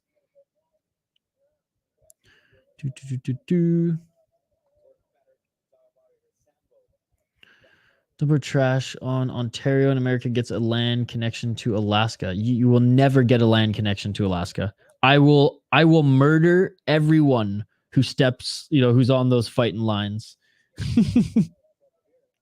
I will fight to the death mat to make sure that doesn't happen. I will stand my ground and I will die defending the US from invading BC. Ultimate Pain is being a Fallout fan waiting for new releases. Been 8 years since Fallout 4 release. And they still has to make an Elder Scrolls or Bethesda? Is that the game company? Still has to make an Elder Scrolls game before we get another Fallout. Damn, they're really milking that. I remember playing the first Fallout. Was it Fallout 3, I guess? So I guess it's not the first one. Fallout 4 came out. I remember playing one in like 2008, 2009. It was fucking fire. Oh, fuck no, dude. I will always hate the Raptors and Blue Jays. Well, I hate the Raptors less than the Blue Jays, to be perfectly honest. I'll say I jumped on the bandwagon and cheering for them over Golden State in the finals. I was happy they won, not because they were the Raptors, mostly just because they're beating Golden State, and I love Kawhi Leonard. Oh, and a proud one. An All-Star jersey would still have the Leafs logo. I'd rip it off, obviously. Leafs are Canada's team too, Jay Herbo. No, I will support the red Maple Leaf, never the blue one.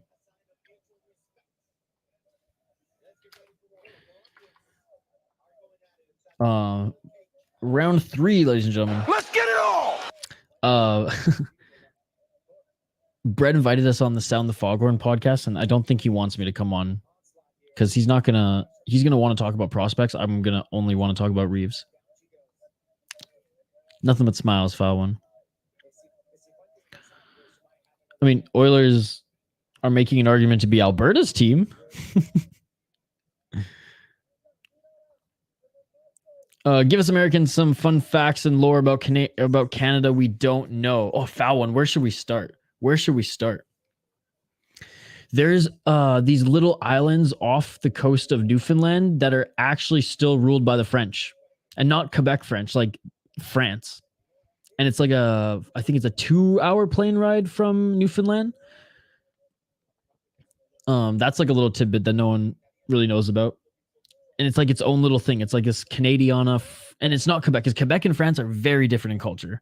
It's like this little Canadiana French, I don't know, like small, like almost hippie community, but not hippie because they're French.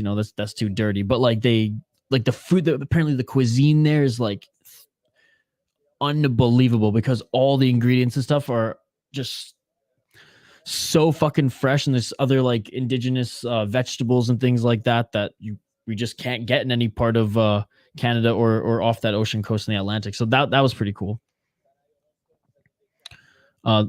Canada burnt your White House down in the War of 1812. Exactly that. That's my favorite Canada fact for American Zoomer. That is a good one.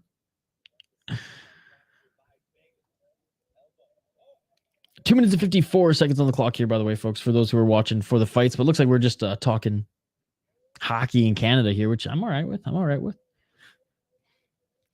Fight hasn't been the most exciting since the first round anyways. I mean, Munoz, she's a fucking dog. And I am impressed with how much she's dominating this fight, but she just can't finish it. War crimes exist because Canada are sickos. Oh, attaboy, dude. Old school RuneScape is awesome. I remember my buddy was slanging accounts in grade 7 for like $200. He used to slang Neopets accounts and RuneScape when I was in grade 6 and 7. I play old school RuneScape sometimes. Still, Shane, my friend, also just convinced me to download Steam again, so I might check out what they have on sale, but I'm not a huge gamer. Shane. Zoomer, I'm not a huge gamer either. Shane's more of a gamer than I am. But hey, if you guys have Steam, I'm looking to start another Counter-Strike team. I'm just saying Counter-Strike 2 is about to drop. I got to get my reps in CS:GO again. It's always better to get out of silver when you got a team. I'm just saying. I can't remember the Muslim boring fighter that wrestles everyone to a decision. There's a few. 1 minute and 28 seconds. They're back on their feet here. Munoz pushing Cifuentes up against the cage. At least Munoz is throwing some like hammer fist. Again, that first round, I enjoyed watching that first round. Second and third is just like, okay, Munoz, you're grinding out a victory. Good for you. Not the most exciting fight. Definitely the least exciting fight on the card thus far. The only thing good about BC is weed. Oh, man. There's so much more, but that is a great... as a BC boy who's grown up not in Vancouver, because everyone just thinks BC, they're like, oh, Whistler and Vancouver, dude. That's where the big population is, but I grew up in so many small towns. And northern BC with Shane up in PG, Prince George. I mean, the small town like junior hockey culture too. It's just so different than like, high school football on Friday nights here. It was Friday night junior hockey, Saturday, major junior and or NHL. I don't know. I truly loved growing up in BC. And then on the opposite, the Hawaii of Canada is off the coast of British Columbia, Vancouver Island. And that's where I was born. And that's where I lived most of my life. And it's one of the most beautiful places on earth. It's a rainforest, bro. All right, into Mount here. Nunes in the final seconds of this fight. She ends it looking strong and going for an armbar. Right at the buzzer, she set up an armbar. I mean, what a statement to end this fight. Look at the finish it! And it's all over! Canada's been at war with Denmark for 50 years over a small island. Both countries keep taking it over and leaving a bottle of whiskey for the next person to claim the island. That is a very fun Canadian tidbit and lore tidbit that I didn't even know about. Isha's best defenseman is a UFA, and he doesn't know how to act, so he's bashing Ontario. What? Isha's best defenseman is a UFA? What are you talking about? I'm pissed off right now because Ryan Reeves is signing with the fucking Maple Leafs, Jay Herbo. I'm going to puke on stream, I think. That's how disgusted and upset I am right now. Devonshire, games are funner when I'm playing with other people. I know I'm bad at shooters, though. I mean, me too. I just don't know. There's just something about that game that's so much fun because it's less. I mean, obviously, you have to you got to kill the guys to win. Don't get me wrong, right? But it's more about like if you understand the strategy of the game because it's a 3-lane game, plant and diffuse, and it's the only. This is me getting real nerdy, but it's the only game that I've watched like tournaments of, and I'm like, man, like the broadcast of this and the play-by-play is as good as some of the sports that I've watched. And again, I'm not a huge esports guy in particular, but because I understand that game and a lot of the different strategies and plays, like literal plays, because it's the best of 30. 2-minute rounds, plant diffuse, 15 rounds each side if needed, sort of thing. And it's gnarly. We only make fun of Canadian military because they are low-key effective and it makes us Americans feel better. Well, we basically are just like one of the Americans' like second units at that point. We follow you guys into battle and show our support. It's vastly underfunded compared to your guys's, by the way. And there we go. Munoz gets it. Easy victory for Fernanda Dinamita Munoz. America want nothing to do with Canada. Then just give us Alaska already, buddy. Just give us Alaska already. America, yeah, it's so funny. America's like have such a salty taste towards Canada, which we're just like, yeah, we like our neighbors. Which, as you can see, I mean, West Coast, you don't hate me. You're here. It's not all bad up there. And I was telling my roommate this. Sure, there's some cities in Canada that are very Canadian, I guess. Vancouver being one of them. It's very different. It's very much, you know, I don't know, like if Portland was bigger, if Portland like was LA size, you know what I mean? It'd be very much like that. And that's not everyone's cup of tea. I get it. But you go to any like smaller town in Canada, let's say 80,000 people under, like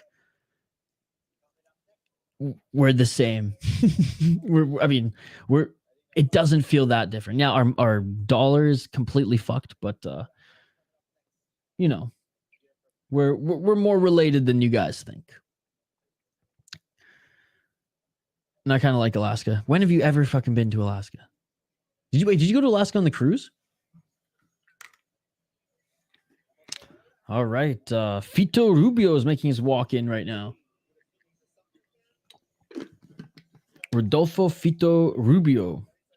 Wait, if he's making his walk in right now, how many more fights are on this card, guys? I literally thought this was a 4-fight main card. Looks like we're gonna have quite a few more. So there's been 2 fights that weren't even on this card. So hopefully we can, or 2 fights that weren't displayed on this card. In Canada, where the Ottawa Senators play, it's illegal to paint your garbage purple. What's the story there? That sounds like a stoned hippie law that you'd find in like a part of like Vancouver. What's the story there, Foul One? Man, I feel like I don't even feel Canadian. Foul One, you know all the Canadian facts here, the ones that matter.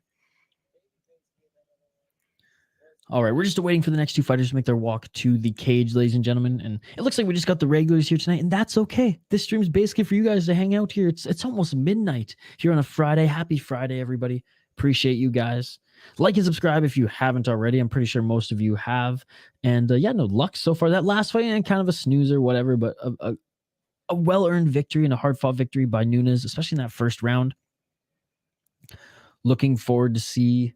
Well, I'm looking forward to the main event, to be perfectly honest, more than anything, because it is a championship fight. So you know these guys are going to bring it. But I'm interested to see this one as well, which Lord knows how long we have to wait. We have one more women's fight to get to as well, I think.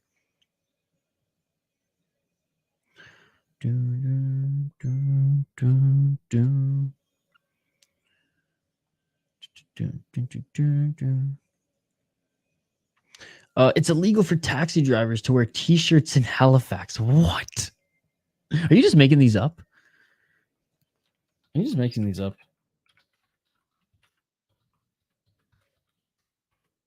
You have to wear... What the fuck? It's real. I just pulled up a Reddit thread on it. That's so funny. That's so funny. In Halifax Reddit. That is awesome. That's a good one. See, I never knew that one either. No, that's crazy. It's also super cool because all the infrastructure was all built back in the Cold War and never updated, so it's a bit of a time capsule. That's pretty sweet. We got 3 more fights left, bro. Okay. So I'm guessing we have this one, and this one. Ah, there it is. I used to have a funny Canada facts book when I was a kid. I kind of want one now too. Again, off the top of my head, I can't list them off as good as Foul One did here for Canada, but I feel like I know more about the States in those like weird little facts than I do Canada. and again, off the top of my head, I probably know a lot more about BC, and like in conversation or when like I'm traveling, I always like, I'm a talker, so I'll like, oh yeah, did you know? And then I'll go off. But here's one. It's not like crazy lore or anything, but it's recent. There were never any grizzly bears on Vancouver Island because it's quite a bit of ways. The Salish Strait between British Columbia and Vancouver Island is huge. And there never used to be any grizzly bears on the island, just these little Bort black bears that, we scare off camping. North Island and then kind of North Vancouver area, grizzly bears have been, like, it's way more north than Vancouver in the forest area at the bottom of the mountains and the coast. Grizzly bears have been swimming, island hopping, and there's now like 3 or 4 grizzlies in north tip of Vancouver Island. And these grizzlies, like, it's like a 3-month trek for them to like swim and island hop over. And now there's some hybrid black bears and grizzly bears on the north tip of Vancouver Island, and only approximately 50 to 60 wolves on the island right now as well, North Island. And I remember I was camping one time out near Jordan River. You guys can look that up. It's a beautiful spot. And dude, they came to our campsite, and the stench, like wet dog and skunk mixed together times 100. It was horrendous, man. And that was on us because we cooked a whole salmon and a whole halibut at our campsite, where we had to canoe half an hour from the cars just to get to. It was a beautiful, like I said, we were way into the spot. And so we had to like canoe all the rest of the food in and out. And it's a good thing we did, because those wolves smelt that fish, and they came looking for it. I like Canada, but I'm surprised you let them take your guns. You guys have demonic creatures in your wilderness. I learned this on YouTube. You don't want to go out there unarmed. But see, that's the thing. Like, it's, how am I going to explain this? It's not like we let them take my whole life. There's just been tighter laws. So it's just all I've known. So for me, it's like, all my friends who hunt, not even all my friends, I have friends who don't even hunt, who just carry, they like going out and shooting and things anyways, ranges and things like that. So like all my friends who, if you put it this way, if you want one, you can get one. Is it a little bit harder? Sure. It's definitely not as hard as the stereotype and people make it out to be. Like I said, every one of my friends and even some of my family who want one, they can go out and get one. It's not that hard. Is it harder than the United States? Absolutely. Are there way more restrictions? Absolutely. I'm not going to argue and defend that at all. And I know there's frustrations from not just hunters, but those who just want their guns. But again, it's more so like, it's just another hoop to jump through. It's more of like a couple of extra hours, maybe a few extra hours of your day sacrificed, and then maybe waiting a week for like an approval sort of thing, versus how easy it is to come down here. I've never felt that, like, I never felt rights being taken away from me too much at times under certain governments. Recently, it's been annoying. But again, the one thing I will say about this fucking Trudeau guy, man, is he won the game. Politics is a game, and he won. He secured an extra term on top of his 2 years because he played the game right. He sensed that there was a party that was going to split conservative votes, that was rising, was never going to win a seat in our house. He bet on that during COVID, called an emergency election. He bet that group was going to separate the conservative votes. And dude, I documented it. I watched it in real time. Every single riding, PPC split with conservative, Liberals won.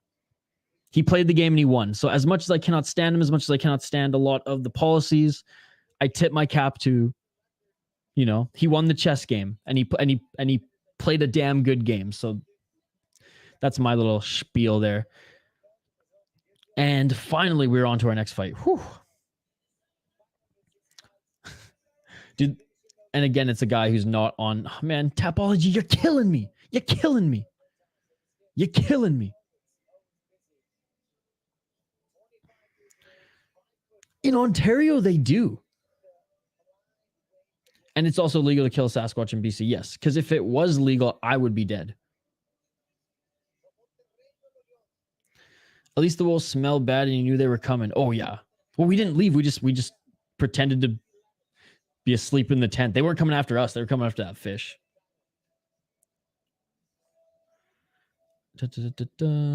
Spirit bears in the Great Bear Rainforest. They're bears with white fur. There you go.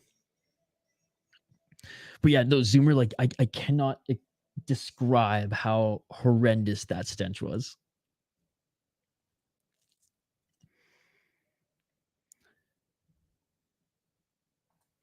Yeah. Oh, good walkout song. Good walkout song. Till I Collapse by Eminem. I mean, that's a fight song. That's a fight song if I've ever heard one. And it's legal to smell bad in Canada. You can get up to 2 years. Yep, that is true. Yeah, dude. Till I collapse. I'm spilling these raps. This song was from what's Curtain Call? No. Yeah, Curtain Call. Not Encore. Bum, ba-dum, bum. Again, shout out to the exclusive members. Shout out to the regulars, everyone here in the live chat. You guys are awesome. Appreciate every single one of you. Seriously. Like, it's almost midnight, Friday. I mean, Phony's already gone to bed, and you guys are still chilling. I appreciate it. And up until this recent lull, there've been some pretty good fights. It is annoying that these next two aren't Alexandro Bravo. Okay, let me see if I can get his. Alexandro Bravo.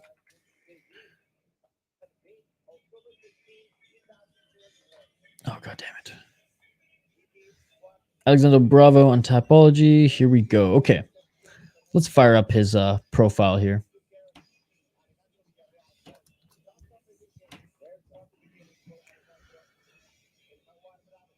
All right. 3-0 as a pro is Alexandro Jaguar Bravo.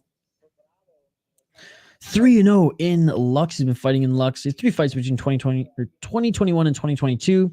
On a 3-fight win streak as a pro. Doesn't look like there's any amateur fights recorded here. Beat a 4-2 guy when he was 1-0. Beat a 6-2 guy in his 3rd professional fight in Lux Fight League, and he beat him in the first round via TKO. That's a solid win. That's a solid win.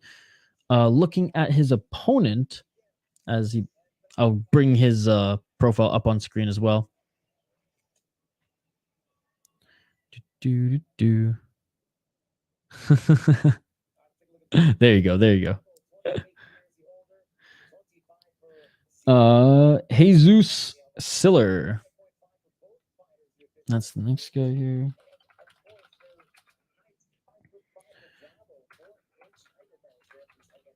Fuck, I can't wait to go explore up in the Northwest Territories in Canada and Alaska and that whole area.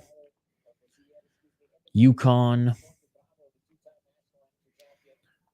I'm one of those psychos who's like, other than the United States, because I've seen a lot of the states, I want to explore every little bit of where I came from before I go and do the whole Europe thing. Thailand I might have to do, or East Asia I might have to do before I get too old, but no, there's a lot to see, and I'm like one of those granola type guys who loves camping and shit like that, so literally had some granola for snack before this fucking stream here. 7-3 is Siller's pro MMA record. 25 years old. Muay Thai and BJJ specialist. 6 submissions, 1 decision. He is 3-0 in Naciones MMA.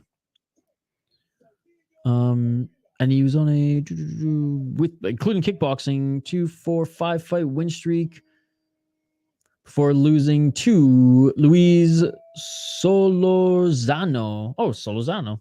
Via unanimous decision. He was 6-6, and now he's taking on, or then he beat Alexis Aguilar, who was 2-0 via rear naked choke in XFM. 3-0 guy with some steam, or an experienced guy. Shane, I think I'm going to go with Siller here. Let me know your pick, Shane.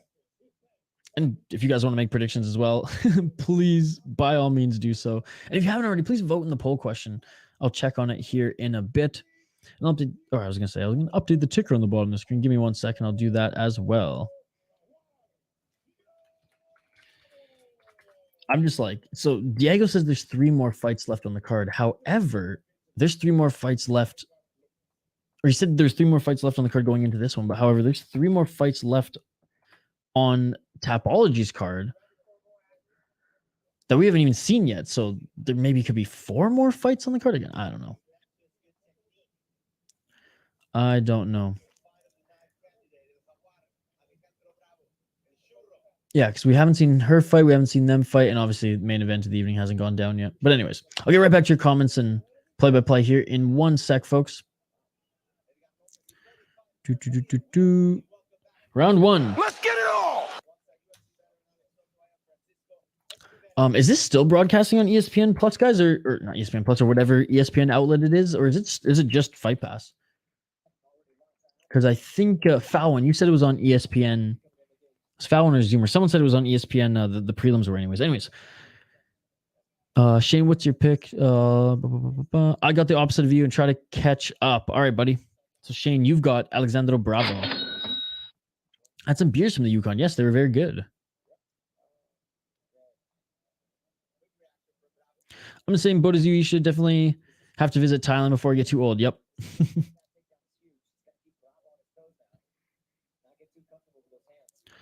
I was going to make a funny joke, but I keep pressing send on accident before I finish my messages, and you always see my messages even if I delete them, so fuck it. Appreciate you joining here today, Zoomer. And everyone in the live chat. You guys are awesome. It's so fucking sweet seeing all this green, all these exclusive members here, and West Coast joining us as well. Again, appreciate you, brother. Diego, as always. I mean, Jay Herbo. You guys are fucking awesome. And, let's turn our attention back to the fight here, as this one looks to be a lot more high-paced than that last one. A little bit of a buzzkill that last fight. Again, after that first round, don't want to dog on the women too much there. It was a good game plan, but just wasn't too exciting. But here, in this flyweight bout, first round here, Bravo in the black trunks. Siller in the white. Bravo looks like he's got a little size on Siller here. Bravo again, 3-0. Siller 7-2.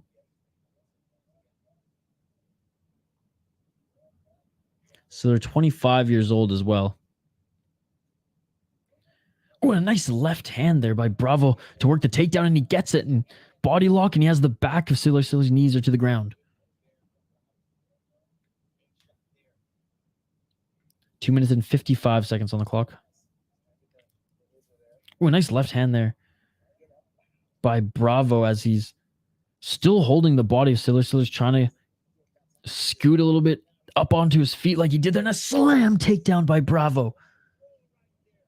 Slam takedown by Bravo. Bravo doing great right now. Yep, absolutely, JL. I looked on ESPN Plus like 45 minutes ago, and it wasn't there. I think that was Cap. Or I think ESPN Plus? Was that it? Yeah, that's what Tapology said, dude. And I knew the prelims were on a different network.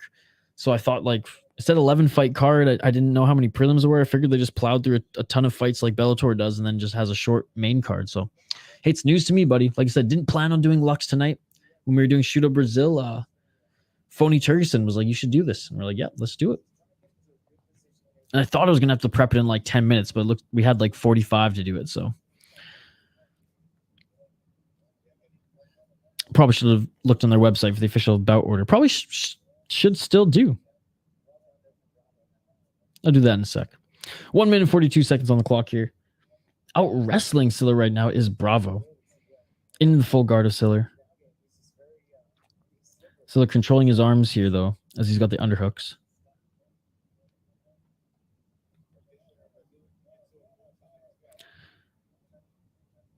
A little ground and pound here by Bravo, who has his left arm free. Some short elbows. You can elbow in Lux, but you can't elbow in the PFL.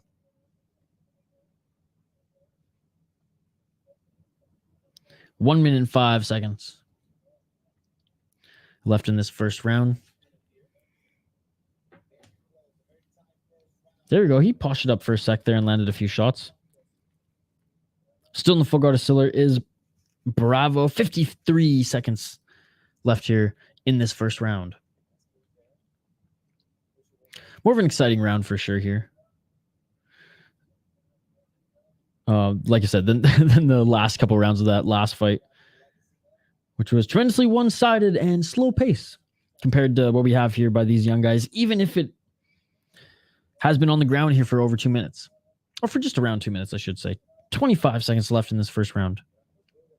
A little hand fighting here. Oh, and a nice right elbow. Good ground and pound here. On his knees, he's planted. Plants that right foot there to put some power into that elbow, and ending this round strong with some hammer fists is Bravo in the top position. Final seconds of this first round. And that is it for the first round.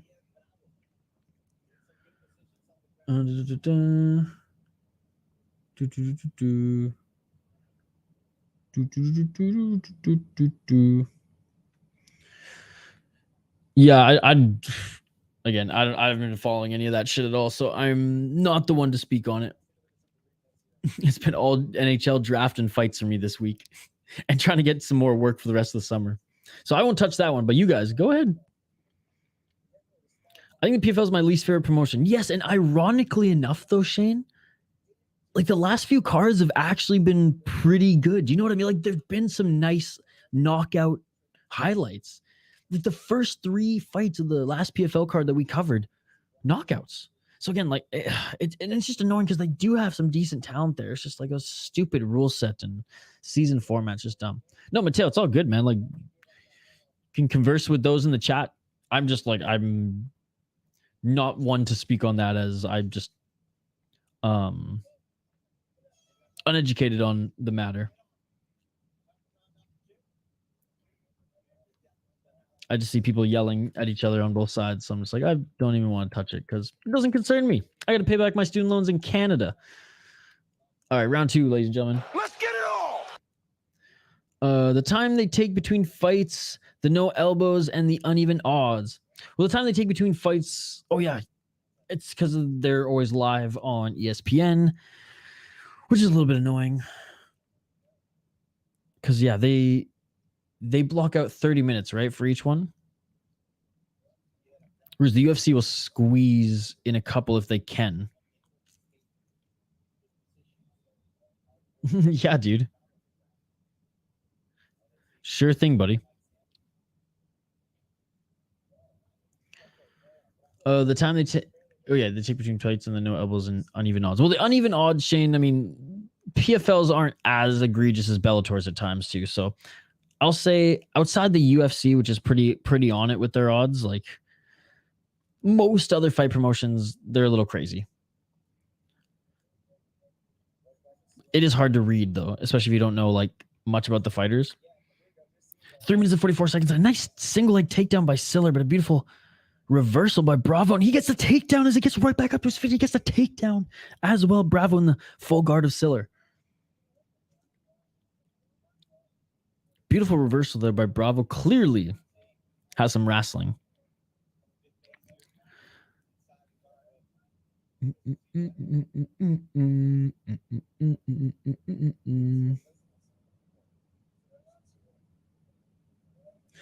No, Zoomer, I feel that, buddy. I feel that.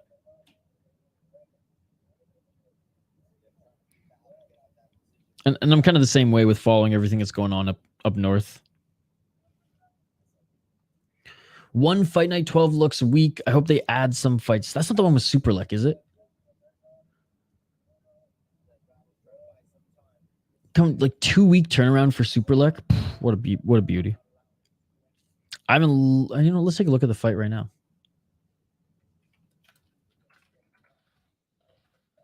Two minutes and 37 seconds on the clock here. Still in the full guard of Siller is Bravo, laying down some left hands to the side of his body and some short left elbows in his guard.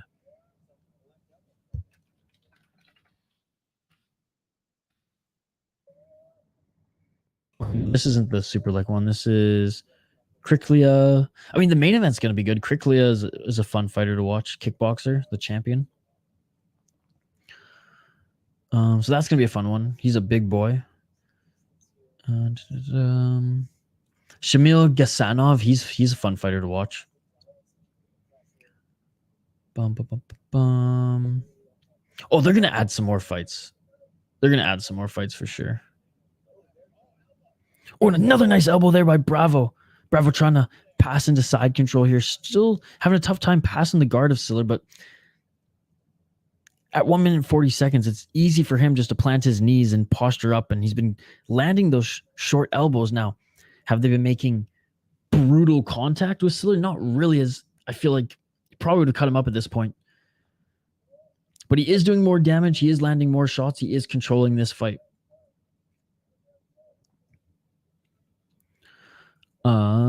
Zimmer, Height, and Wheatcroft are going to tear up the WHL and PG next year. Dude, I'm pumped. PG's going to have a good team next year.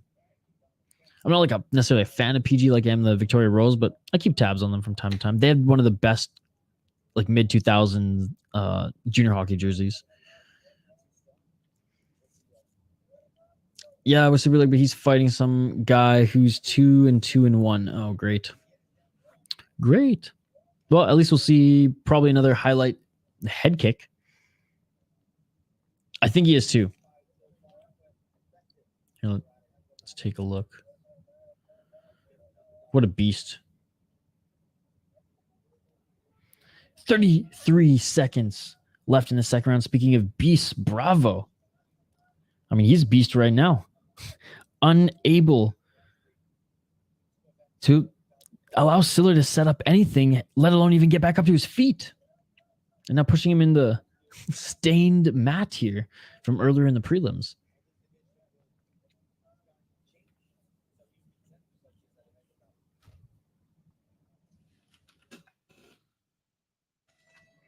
And that's it for the second round. Third and final round coming up here, folks. And Bravo, I mean, dominating right now. Let's be honest.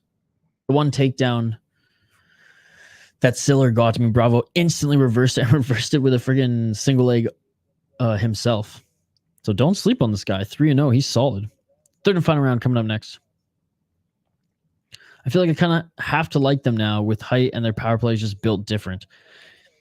Dude, and his like wires cross too every now and then. I'm pretty sure he got suspended for lipping off a ref at 1.2. Now, I don't condone that. I'm just saying. Or don't encourage that, you know what I mean? But yeah, he's a fun little fighter He's a fun little player, literally, because he's a small guy to watch. But no, he's tough as nails out there on the ice. His vision's incredible. His skating's pretty damn good. He's a setup machine, and he still can score goals when it matters. And like I said, like he's gonna plow through 3 monsters down the lane if he needs to, and he's tough and good enough skater that, man, he's made some of his best plays and scored some of his best goals, just literally like making 3 guys look silly, finding the open space or the open man. So he is fun to watch. His wires just cross, but another year or 2 in junior, and he'll be ready to go. Round 3, ladies and gentlemen. Let's get it all. And for those who are here just to bullshit and talk MMA, we're hockey guys, okay? The draft happened on Wednesday. It's all still fresh. 4 minutes and 30 seconds. But, I mean, the Toronto Maple Leafs, they're going to get the prize in Ryan Reeves, apparently. So sad.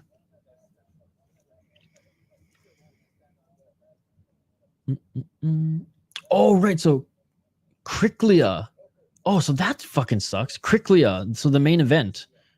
The light heavyweight fight. So, that fight is off. So, Superlek versus Kalilov is, they're coming in to replace it as the main event, and Kalilov was supposed to fight Elias Mahmoudi. So yeah, that card is all fucked up right now. So we'll keep tabs on it and see how it shapes up for the. Because what, it's in 2 weeks, or no? It's this next week, isn't it?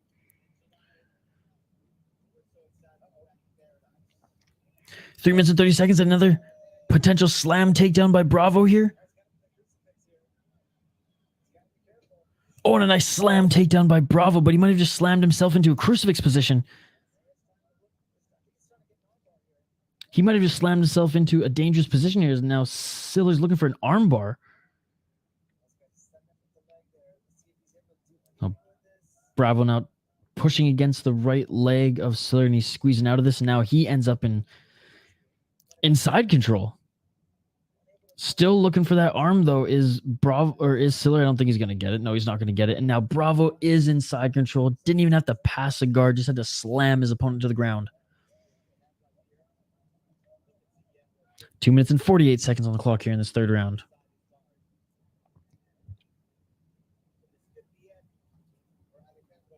I feel like I have to, where my height from, the few looks I had as a shooter when he wants to, feels like that is one area where he could gain points on his total next year. He had, 75 assists this year and like 30 goals? And he's a threat from anywhere below the top of the circles, including below the goal line. Yeah, he was the steal of the draft. 2 minutes and 12 seconds on the clock here, and Bravo in the top position, now back in the guard of Siller. Siller's shoulders up against the cage. Siller looking to get back up to his feet, and Bravo grabbing that left leg. 2 minutes left, pulling him off the cage here. I mean, just suffocating Siller in this fight, not giving him any room to work, constantly pressuring him. I mean, there's nothing really Siller has been able to do there's nothing he's been able to do to counter this at all. His shot is good enough to keep goalies honest, and it draws attention for easy tap-in goals on the back door. Yeah, he's going to be sick. The power play is sick. PG is going to be a hell of a team next year. Ooh, what's everyone's favorite sandwich? Reuben for me. You know what? I'm going to have to go with the Reuben as well. And sauerkraut, Montreal smoked meat or smoked beef. Oh my God, it's so good. Some au jus and or Dijon to dip that sucker in. I also like sourdough breakfast sandwiches. Sausage, ham, or bacon. It doesn't matter. But you give me that sourdough with some good old cheese or good old American cheddar and a little... what should be the second cheese? Final 30 seconds. I'll throw some provolone on that shit too.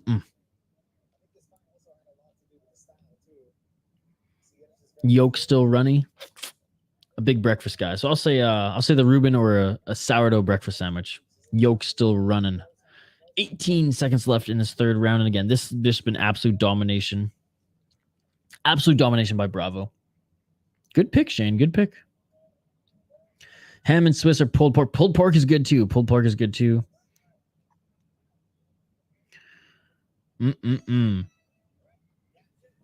And that is it for this fight, ladies and gentlemen. Started off with some steam, but kind of slowed down. After that. But solid effort by Bravo. His game plan worked to a T.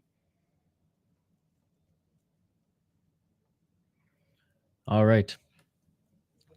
I mean, and everyone seems to know here who won this fight. I mean, us watching it, we know who won this fight.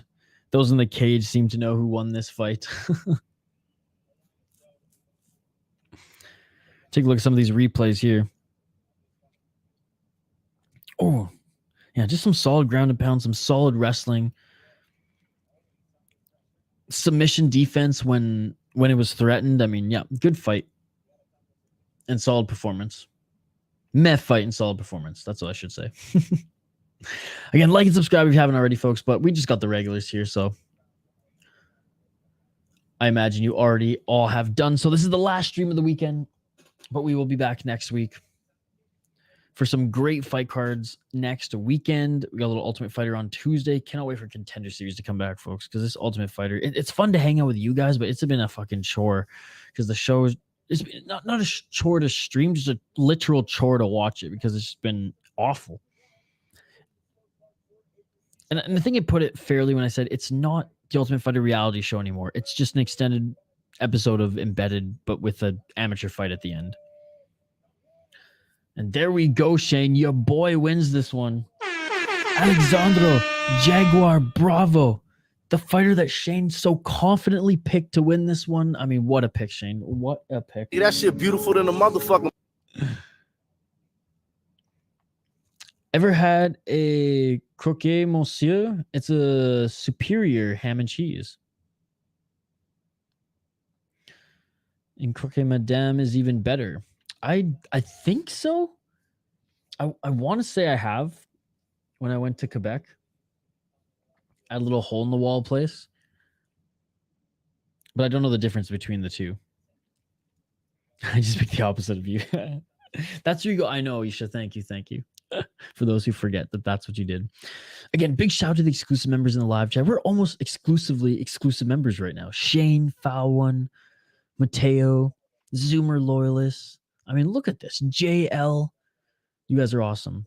And West Coast, if you're still around, West Coast, buddy. Thank you so much for joining. Jay Herbo joined us, but I'm pretty sure he's asleep now. Popped in to say what's up. Popped in to hear me ranting and raving about the Toronto Raptors. I shouldn't say raving, just ranting. It's less about the Raptors, Shane, more about the city. But I won't open that can of worms again. All right. Bout order has been completely out of whack, ladies and gentlemen. There's been like 3 more fights on this card that weren't even listed here on Tapology. So I'm imagining there's a commercial break on the whatever other broadcast that they're showing this on. So we're gonna wait it out and see when this next fight starts. We might, you know what, we could maybe just take a quick break too. Basically ham and cheese with bechamel and cheese on top and then grilled. Yep. And the Madame version has an egg on top of that. Okay, I haven't had the Madame, but the Madame sounds like something I would do. But no, I did have one of those when I used to go visit my aunt lives in Quebec. And she took me to a little hole in the wall. And we had those for breakfast. So good. I'm getting hungry just talking about it right now. I was showing my roommate some old Anthony Bourdain episodes. The Quebec one, the Brooklyn one, and the Seattle one. And just like I had eaten prior to watching it. An episode and a half in, I'm like, dude, I'm starving. Like I can't keep watching all this food and not eat.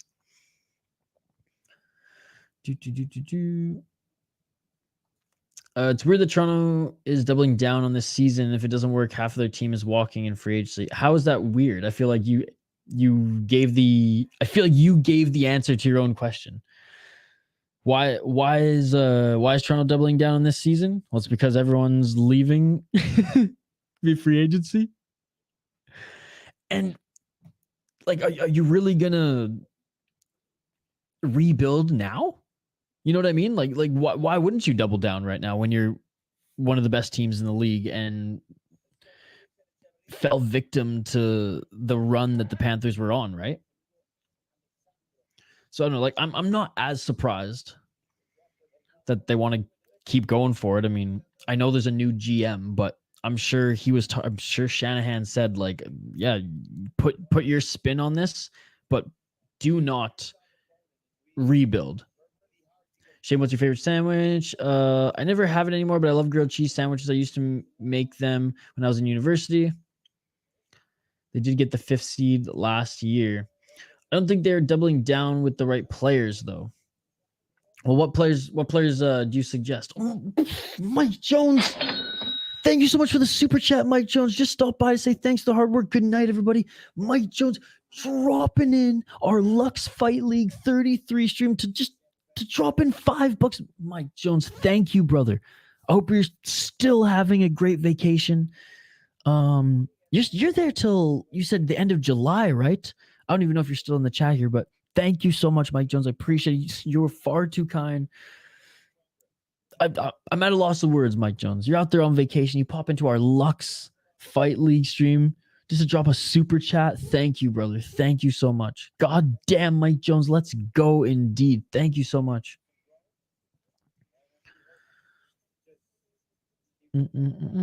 Oh, the Maple Leafs. That's what he's talking about, Shane.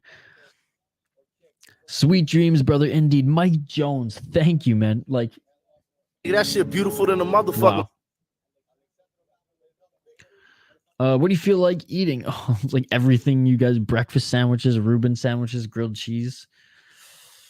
The only thing I have handy that I could make, I have some ramen noodles that I could quickly make. I had some. That's like I shouldn't be hungry. I literally had like oatmeal and like 2 tablespoons of peanut butter before I started the stream. Can't be hard on yourself for losing some Carolina boys. No shame in it. We are built different. Simple as that. Mike Jones, man, goated indeed. Thank you so much, Mike Jones. Appreciate it, dude. What a beauty. What a beauty. So Mike Jones, he hasn't been super active in our chats lately just because like he's on fucking vacation.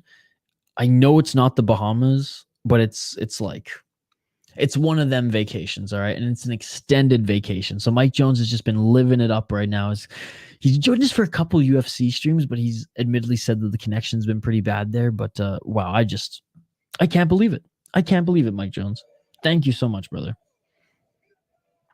Mike Jones equals John or over John Jones. He's more of a goat in my book. He's more of a goat in my book. And I lost Mike Jones some money last week, so I can't believe he gave me $5. Mike Jones, thank you again, brother. I can't believe it. What's the last MMA guru you watched, and what do you disagree with what the MMA guru says? Oh, coming in with the hot questions. I like it. What's the last? I watched the last video of him going off about Strickland or reacting to Strickland. Okay, we're going to apparently the co-main event here next. Things I don't agree with him. I don't know. I feel like he didn't have to make a Jeff Molina video. I mean, I get why he did, and like he wasn't mean. He wasn't too mean in it. Again, and pretty much every video, even that one, like I chuckled. The guy's a smart dude. The guy puts together good takes within the realm of MMA. That one was a little bit more drama in the MMA world. I get it. But he does a really good job of being a different shade of opinion. Paints his opinion a little bit different, a little bit more edgy. And I like that. And he's funny. He's fucking funny. And I love how he does everything in one take too. So like, I respect the hustle. Does he go off on some things that a little too hard for show? Sure. But again, I'm not part of his streaming community. I like his videos. I think his videos are awesome. I rarely miss one, whether I think it's one of his best ones or worst ones or bad ones. I shouldn't say worse, but I don't participate in his stream. So I don't know a lot of the inside jokes and things that go on there. And I don't watch any of the clip channels either. But no, I like how it's a different voice, and the guy's actually pretty smart and makes some good points. Whether you agree with him or not, he's good at arguing his points, and he doesn't one take too, which I don't even do my shit in one take. So, and admittedly, I haven't been like a regular watching his channel for the last 4 years, but I remember 4 years ago seeing some of his shit pop up, and he was getting like 1,000 views on some of the videos. One of the early guys doing fight companions as raw as he did. So no, shout out to him. Do I agree with everything he says? No, but I don't think even his own fans agree with everything. Like his hardcore fans agree with everything he says. Like they're getting older and slower when the league's getting faster. I don't know, flipping Nylander and Marner makes you better, but it might give them some flexibility in the short term. I don't know. It's like easier said than done though, Mateo, right? Like you're talking about like moving over an established good team right now. Like why fix what ain't broken other than some tweaks? You know what I mean? Like as much as I'd love to see them just burn to the motherfucking ground, like, you know, just because Edmonton's not winning, are you going to dish out Draisaitl because he's getting a little bit older? You know what I mean? Like they're stuck with Tavares. He's not going anywhere. Bringing in Reeves is an interesting move. I mean, I love him, but it is an interesting move. Again, like I'm not surprised as you are. I just think they need to make better tweaks, and tweaks can be small tweaks. So small tweaks can help you in the most important times in the Stanley Cup playoffs and things like that, and towards the end of the season. I have 2 leftover slices of meat lovers pizza from Papa John's. About to eat like a king deserves to. Beautiful. Oh, he hates Bilal. Guru's a little boy and scared when talking. At Jesse on Fire, for example, he was frozen like Elsa. I just don't think he's good at talking with other people. You know what I mean? I think he's so used to just talking to the mic, talking to the chat. He's not very good at interviewing or being interviewed, because he wasn't that good at being interviewed on Sean O'Malley's podcast either. And again, like I'm not going to defend the guy like or die on the sword. If people don't like his content, people don't like his content. I like it because it's something a little different. My main critique is sometimes MMA Guru goes a little too soft on the fighters. Soft on some of the fighters, hard on some of the other ones. Another sandwich that I like. Yes, back to the sandwich conversation. I like this. Oh, that I like. I get that I get at least once a week is Subway. Oh man, shit, you had to do this to me. Oh yeah, Subway's eat fresh. I think a burger is a burger. I mean, like, sure, technically there's meat between two buns. You want to get technical, it's a sandwich. Is a hot dog a sandwich? Sure, it's a sandwich. So if you want to say burger's your favorite sandwich, I feel like you can actually, fuck it. You can say burger's your favorite sandwich. So I really like those Korean sandwiches. Those are fucking awesome. They're like Korean chicken sandwiches with like these like type of sprouts in them. I also very much like what the heck is it called? I forget the name of it, but it's like a French bread with olive oil, balsamic vinegar. It's kind of like prosciutto, but like a prosciutto sandwich. Yeah, a prosciutto sandwich. Oh. With a little bit of brie, a little bit of mozzarella, tomatoes. What am I missing? Yeah, the prosciutto meat. I keep thinking I'm tired. What's the fucking leaf that you need? I keep saying basil, but it's not basil. But anyways, the shit that's in mojitos. Shit, I'm fading, ladies and gentlemen. We need some knockouts to get some energy back up in this motherfucker. Because all this food talk, I'm like, I'm so hungry now. I'm just thinking about all this food. What do you guys think MMA Guru's beanie smells like? Oh, if it smells anything like mine after the end of winter and or like wearing it every day, probably pretty bad. I wonder if he has multiple beanies of the same brand. See, I have that, not with this hat, but if you ever see me wear just a black snapback, I have like 10 of them in my closet. It fits so good. Because it's going to burn to the ground because it doesn't work like every year, and some flexibility might help them defensively and a net. The Samsonov is solid. But again, are you judging it after this year, dude? Like, the Panthers beat Boston. The Panthers beat Boston and Carolina. Like, this could have been Toronto's year, and I know they've changed a little bit, but like, it's one of those things. Like, they have to make some changes. I don't think wholesale changes are the answer, because the wholesale guys are what get you there. And you think in 1 year a wholesale guy is gonna be able to put this team on their back and do something different than Matthews, Marner, and Nylander are already doing? Like, maybe. And again, for me, it all comes down to easier said than done. Like what would you want to see, and what do you think was realistic to do? Fuck Guru, then disrespecting my Bilal and Izzy. Oh yeah, he hates Izzy too. He hates all the guys that you like. He doesn't like Chandler. He doesn't like. Actually, he defends Jared Gordon. I'm gonna go ahead and say burger's technically a sandwich, but I think they're in their own category. I think the cool thing is to bash Izzy. He was a fan of him, like character or not. It is a bit creepy and sus. He watches every move of him, and he makes fun of his boobs. Banh mi sandwiches slap. Yes, banh mi sandwiches are so fucking good.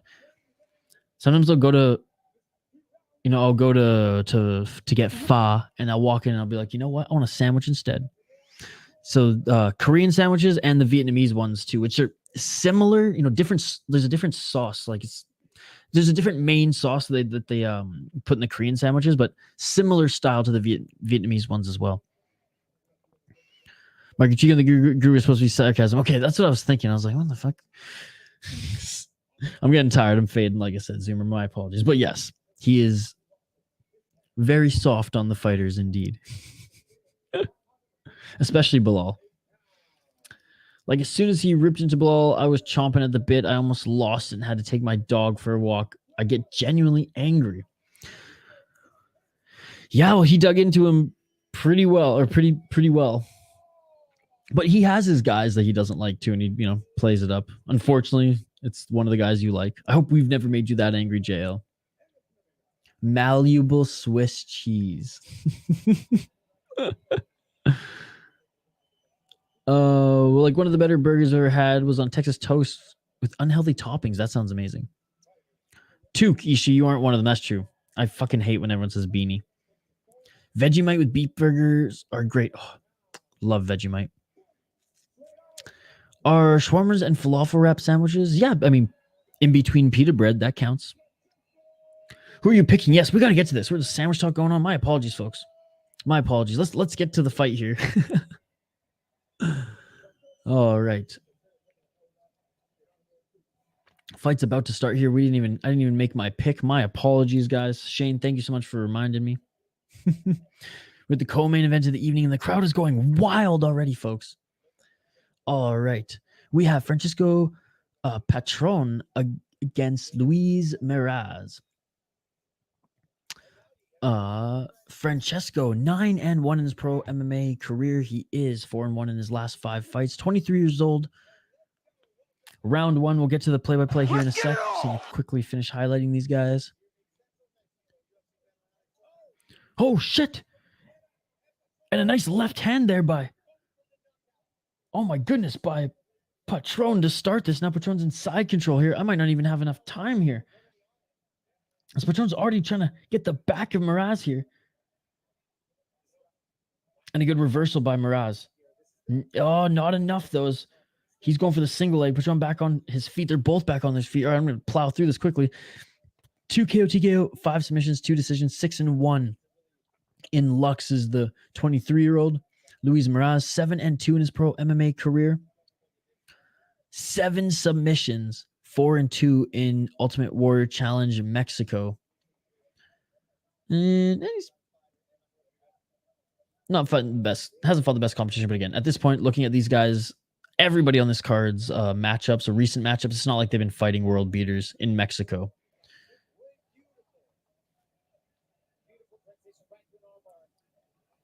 All right, now going for an armbar here is Meraz. Trying to soften up Patrón here to go for the armbar, and he's got the position in. 3 minutes and 45 seconds on the clock. He's got the position in. Shane, honestly, I was too late to pick. My apologies.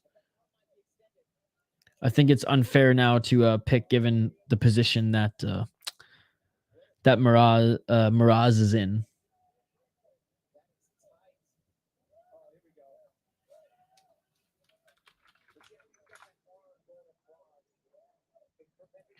All right, 3 minutes and 20 seconds. So you know what? Fuck it, Shane. I'll say it. I'll go for Meraz.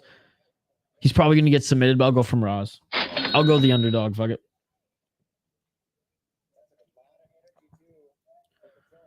Three minutes on the clock here. Nice left hand by Meraz. Again, sorry I missed some of your comments there at the end, folks, but this is a fight companion. And it took a while for a fight to start between that last one, but we have one here, so we're going to focus on this. But keep the comments coming. We'll get back to them here in just a moment. But yeah, Shane, I'm picking Meraz. Luis Meraz, I'm locking it in. Shane's picking the opposite of me. He's picking the youngster, babyface Francesco Patrón.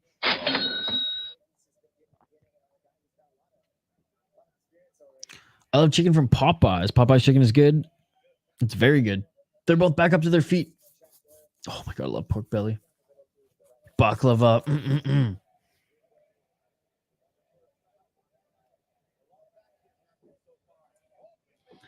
2 minutes and 20 seconds. It looks like Meraz, I don't know, Patrón, slipped there if we got rocked to the right. Oh, Bilal conversation here again. Uh-oh.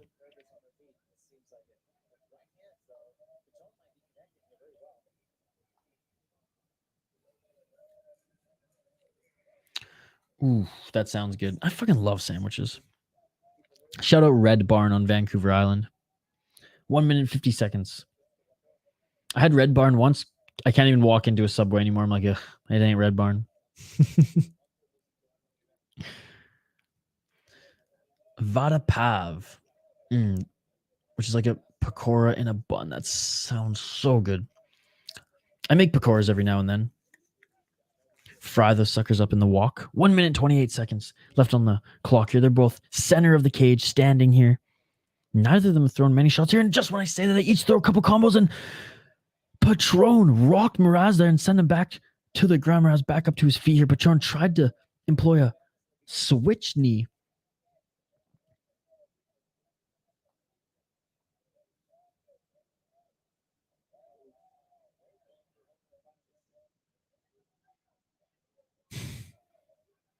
I just read your comment, Zoomer, on your toques. That's awesome. You have a toque that says PCP and crime on it. I love it. I know we all have our work toques. We got our stylish ones. Shit, at one point I had one that I worked out in. 30 seconds left in this first round. Oh, and great timing there by Meraz to get the takedown. Patrón threw a big right and perfectly timed takedown by Meraz. Meraz now looking for the back of Patrón, and Patrón with a good reversal here.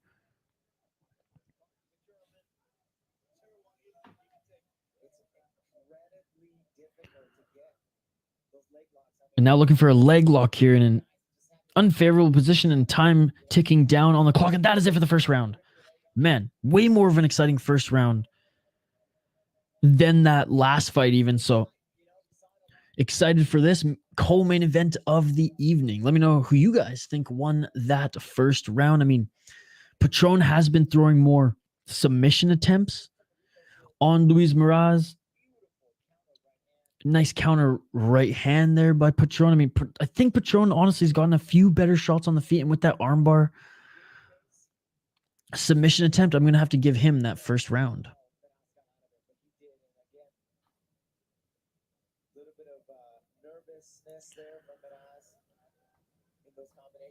I prefer these closer fights with elbows over PFL. Yes, me too, me too.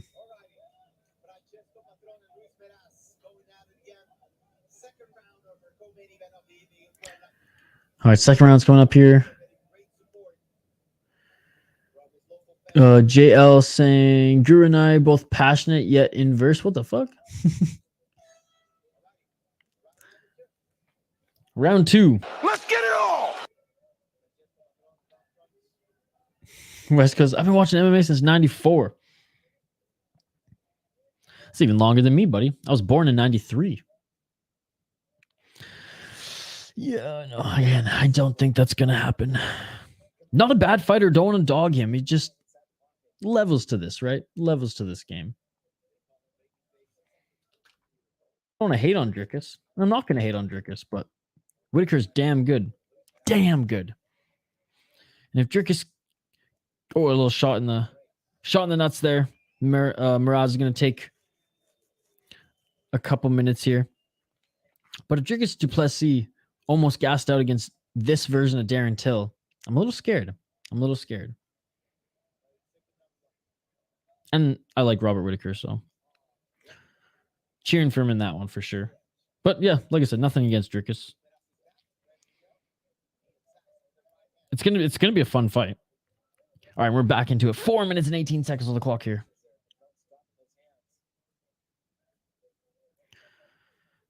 Can't wait till Oliveira's champ. Oh, I can't wait. But it's going to be a tough one. Clearly, we saw the last time went. 4 minutes on the clock here, round two. Both of them still on their feet. Center of the cage. Looks like there's a little swelling under the right eye of Patrón. Sorry, Meraz. DDP has surgery.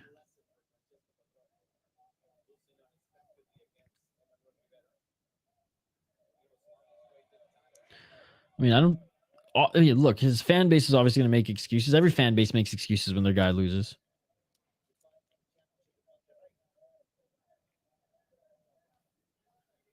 There's just nothing from Dricus's game to prove or to convince me that he can beat a Robert Whitaker unless he lands a good, like he's got a puncher's chance, of course. 3 minutes and 14 seconds on the clock. And I think you're letting. I mean, but you like Robert Whittaker, so I was gonna say, you have something against his fan base, but you don't have anything against him, which is just interesting. I don't know how you can't see that he's the better fighter.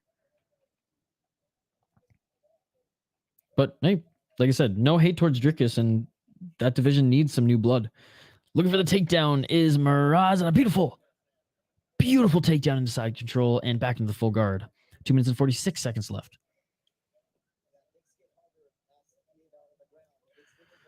My car's a 97, so that means it is likely made in 96, so it's older than me on paper.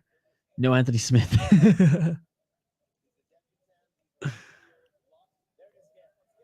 Currently loving them, loving the meat right now, no homo. That meat lovers, baby.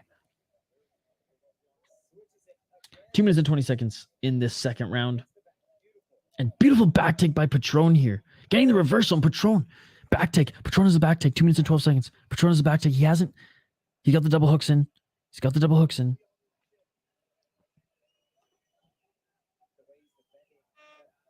Has not. Oh, now going to full mount? No, to side control now. Back into half guard. He should have employed that body triangle right away. But anyways, back to work here. And doing a good job by Meraz, like crawling to the cage to try to help him get back up to his feet. And he does so. He's got his left shoulder up against the cage, looking to walk up. And he does. He has his right foot planted. They're both on their feet here. But Patrón with the body lock on Meraz. It's all good, Jay. It's all good, JL. I'll get to them as soon as I can, buddy. I like Robert, but I don't want another point fight with Robert taking no risks than people saying it was a master class. Well, see, I just think you're too extreme with that because I don't think it's necessarily a master class, but I don't think it's as like, what would you rather? Would you rather someone just, that's the thing. I don't get it. Like point fighting is still fighting. You're striking. You know what I mean? Like, I don't understand why you would rather see, and again, I'm not saying this disrespectfully to him, but I'm saying this as it's fact with the style, a more boring style like Gordon employs, right? With the not necessarily lay and pray, but the clinch up against the fence. I would rather see point fighting than that. No, because at least you're striking, right? Yeah, you may not see finishes from Whittaker as often as some other guys, but at least you're seeing him strike. At least you're seeing him mix in takedowns, ground and pound, back up to his feet, attack the legs. You know what I mean? Attack the knees, which are a little brutal.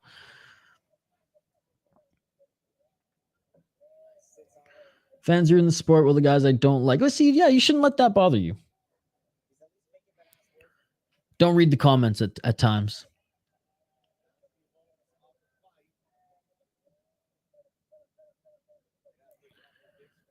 And another good reversal there. And that is the end of the second round.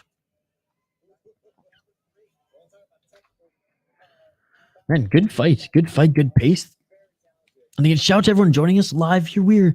It is midnight here Central Time, 1 a.m. Eastern.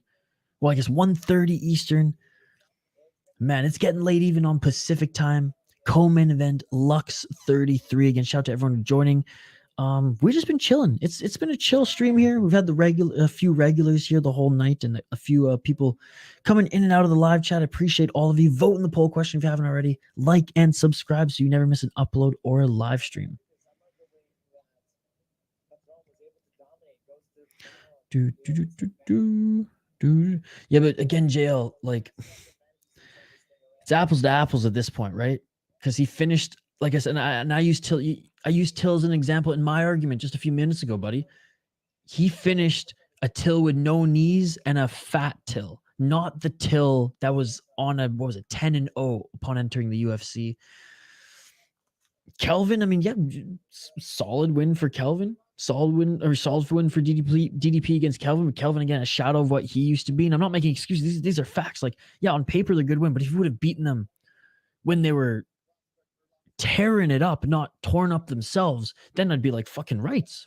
Now I'm not going to dog them for winning, right? You beat those guys. That's good. You deserve at least to fight guys in the top of the ranking. I'm not even saying he doesn't deserve to fight, is he? Or doesn't deserve to fight Robert Whittaker. I'm just saying, I mean, I like the fight. I'm excited to see the fight. I'm excited to see some new matchups. I'm just saying, like, he's just simply not as good as him. Track record, eye test, analytics, like throw all the stats there. He's just not. That doesn't mean you can't not be a fan of him, though. DDP has no skill. He's just athletic beast who can wrestle and then gasses really, really early. He just doesn't know how to. Maybe he does now, and he got his nose surgery, so maybe that's going to help. He can breathe again, but it just seems like he blows his gas tank so fucking early. All right, third round. Sorry, folks, we're a minute into this. Let's get it all.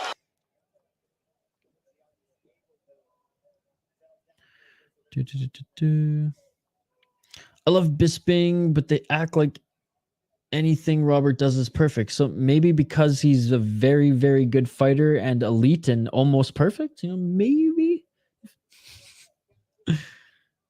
3 minutes and 33 seconds.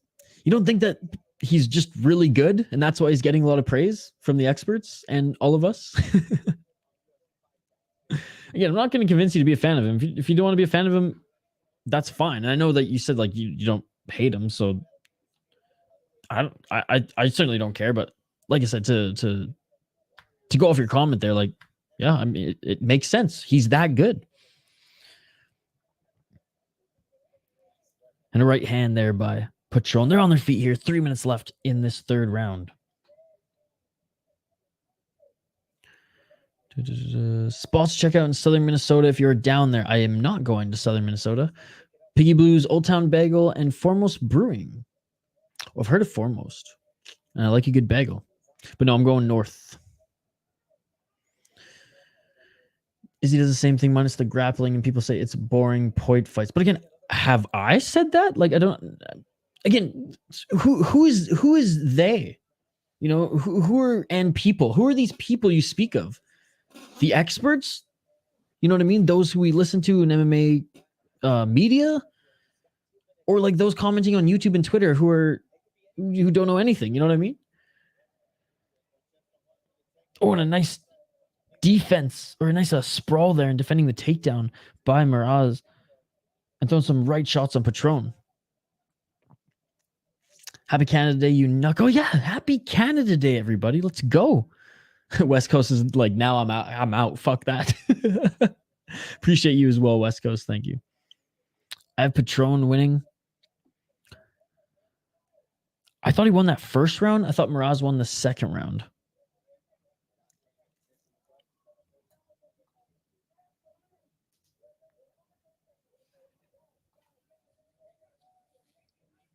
Yeah, and that's why I like Volkanovski, because he mixes it up.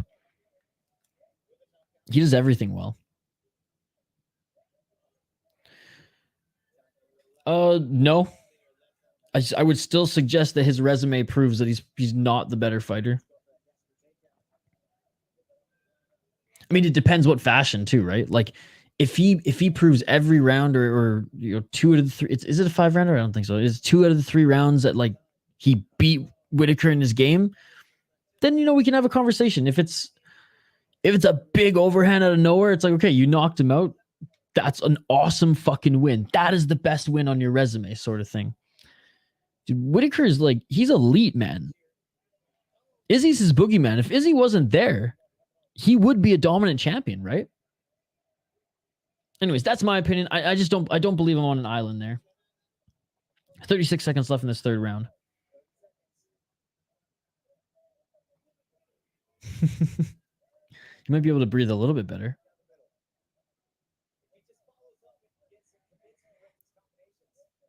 Izzy gets no love. Well, on this stream, I feel like I give Izzy every love after every stream when you bring up the same point. Final 10 seconds of this fight. And they're ending it swinging at each other. That's what you want to see. Oh, a nice left hand by Patrón. And hey, that was a great fight, and that was a great display of mixed martial arts. Okay, before we get to the official decision, let's take a look. So Izzy gets no love. They just say he's one-dimensional. Well, it doesn't matter if Robert can wrestle better. It's a fight, not who's more well-rounded. Yeah, I mean, again, like, sure. Again, who is they? Who is they? Who are they? You know what I mean? Like, you keep talking about they. Who are they? The commenters on YouTube and Twitter? Like, why do you give them any power? Do DDP's team just said the nose thing would fix his cardio so they could make more money when they bet against him. The people are the voices in his head. Izzy's the one of the most popular fighters in the UFC. Yeah, that's what I'm saying. Like, Zoomer. I don't know. Twitter's toxic. You told me, but I couldn't help but looking. It is all drama and rumors. Well, this thing, Jail. Haters are gonna hate on every fight. This thing, like when Izzy wins, there's guys who just don't like Izzy. Guys and girls, there's a fan base that doesn't like Izzy and who like want to go after him. There's a fan base that are fans of the guy he beat, and they're all gonna be pissed because they're all crazy, man. They're all crazy. But I'm gonna tell you, it's not unique to Izzy. It's not unique to this guy. It's not unique. Like it's every big fighter, right?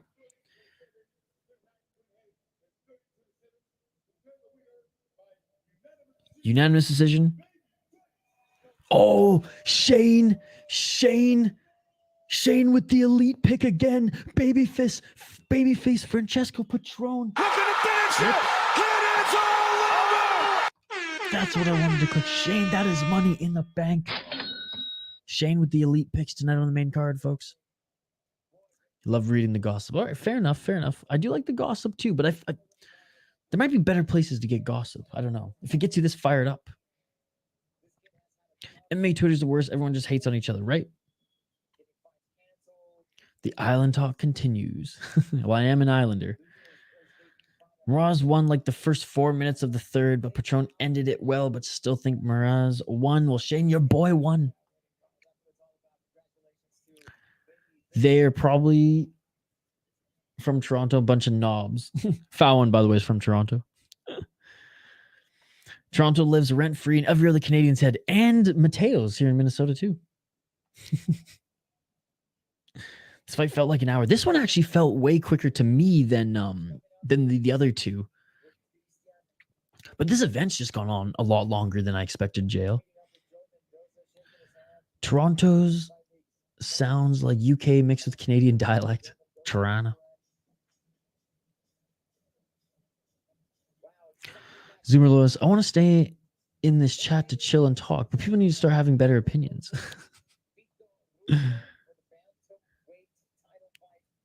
Shane likes Toronto. There you go. Yep. Shane, the BC boy. At least you don't like the Blue Jays also, Shane. Then we'd have a real problem. Oh my God. Okay, you know, I retract that. I retract that. Fallon, I've never been there though. I shake my head, Shane. I shake my head. JL, not a fan, much like me. Let's go, JL. I don't know, their hockey team and their media is annoying sometimes, and it bothers me.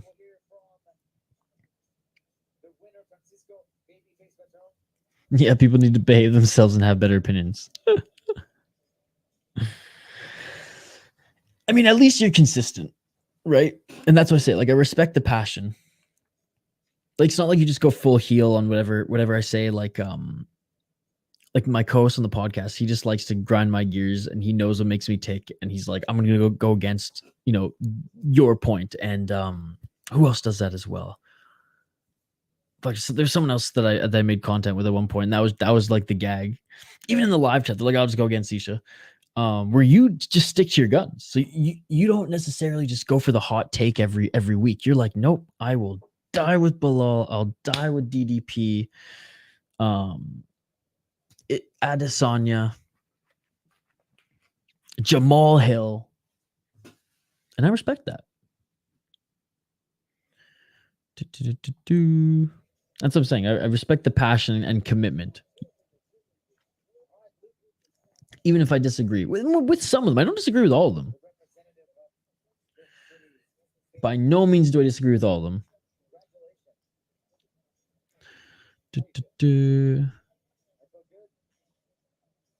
And like on the hockey side too. Like Hoppy and I, my co-host of the podcast, like we go back and forth on stuff that I wholeheartedly, you know, disagree with or vouch for. Even some silly stuff like Oh, like the world champion or the World Cup of hockey. I think I went on about that even on a stream the other day. Matt and I've gone back and forth with that too. I might be on an island on that one. I don't give a shit. It's still a stupid tournament and those jerseys are atrocious. I forgot the Team Europe was a thing too. What a joke. What an absolute joke. I'm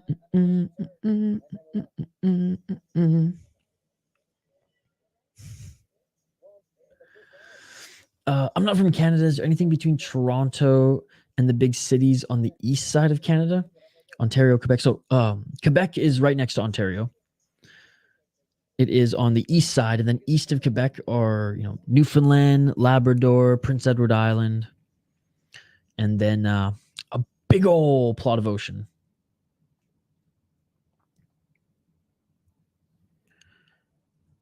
Mateo. Chris Curtis is fighting Anthony Hernandez September 16th. Oh, there you go. I never watched baseball, but I cheer for the Blue Jays. God damn it, Shane. God damn it. The Mariners are right down the road. The Mariners are right down. Emotional, damn it. What is wrong with you, Shane? Why? The Blue Jays, I hate them more than the Raptors because, oh man, TSN and Sportsnet literally shoved that shit down our throats every single summer, every single spring. God damn it. I see all these people on Vancouver Island wearing Blue Jay this and Blue Jay that. Oh my goodness. Oh my God. The Mariners are right down the road, Shane. Come on. I mean, we literally stumbled into Ichiro Suzuki's backyard that one time when we were all maybe participating in the hippie lettuce. Unconfirmed. My goodness. The bat flip was dope. Isn't he suing the Blue Jays, Bautista? I heard something like the Blue Jays, there was some sort of financial issue. There was a story that came out like a month ago or something. The bat flip was cool. I don't hate Bautista. I'm a Canucks fan in hockey, though. Good, because I'd be real concerned if you were like a fucking Maple Leafs fan.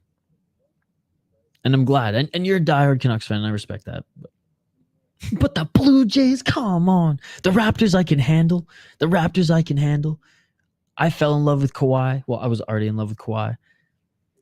And, and I'm guilty for watching some of those games and, cheering for them in the finals to beat Golden State. But man. And I may sound just like animated and like over exaggerating this, but I ain't. Shane can vouch for it. I am passionate about this. Okay, that is fucking sweet. I was at that bat flip game. That is cool.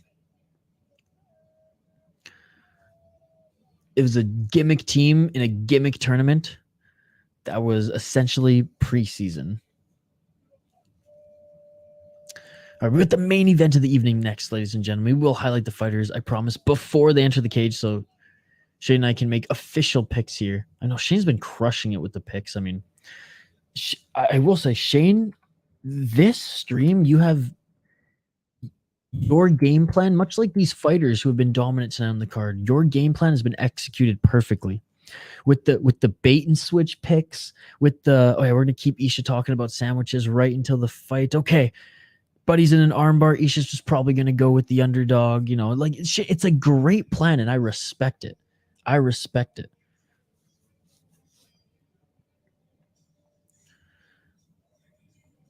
Canucks fans are rabid. Yes, I was there in 2011. I was there. And 94, obviously I wasn't. I was 1 year old, but they lost in New York and still rioted in Vancouver. But no, I was there in 2011. I escaped downtown during that shit and caught the last ferry home. But I had friends who were hospitalized, got caught in the riot, and yeah, it's scary stuff. I remember watching Tim and Sid, and they made such a kerfuffle about the bat flip Bautista did. All of Canada did.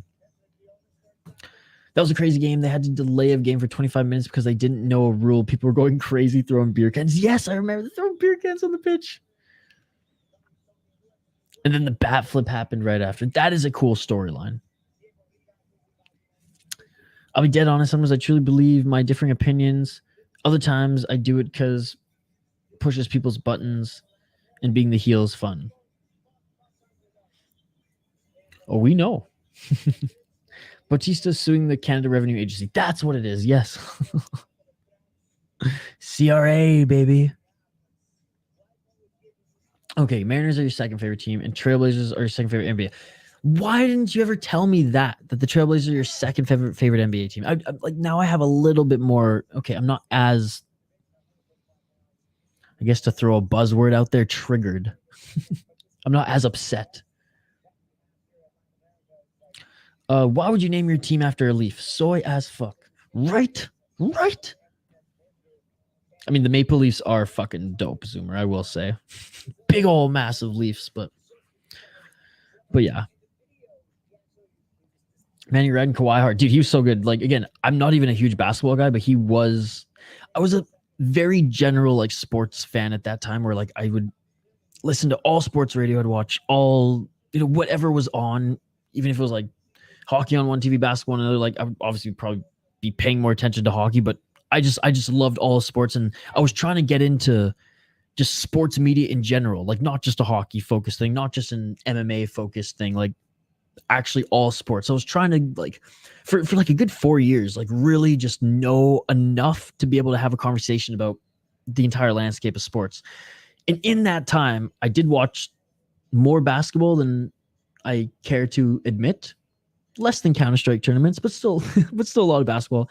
I mean, Kawhi Leonard with the Spurs, man. Unbelievable. One of the best defensive players who can fucking put up 30 points a night. Are you kidding me? And he has a good shot. Are you kidding me? So when he signed with the Raptors, I fucking spat out my beer when that shit happened and was like, are you kidding me? This team out of all teams? The Raptors? And look at that. He won them a championship and used that as leverage to get his big deal. Another big deal. The biggest deal of his career. Again, he played the game. Best sports game I've ever been to, and I've been to a lot all over the world. Dude, that is so awesome. Again, all, joking and shit aside, and some of it's not actually a joke, some of it's actually hate, but like that's a fucking sweet sport moment. When the Raptors beat the 76ers in the game winner was awesome, dude. That was fucking sweet. The picture of that too. There was someone took a picture of that moment with Kawhi after making that shot. Nice, dude. My sister goes and watches them quite a bit. She saw Lillard put up 55 one game. Brandon Roy hit a game-winning shot against the Wizards. Sick. I wish hockey would let pros go to the Olympics. Yep, me too. It's fucking ridiculous.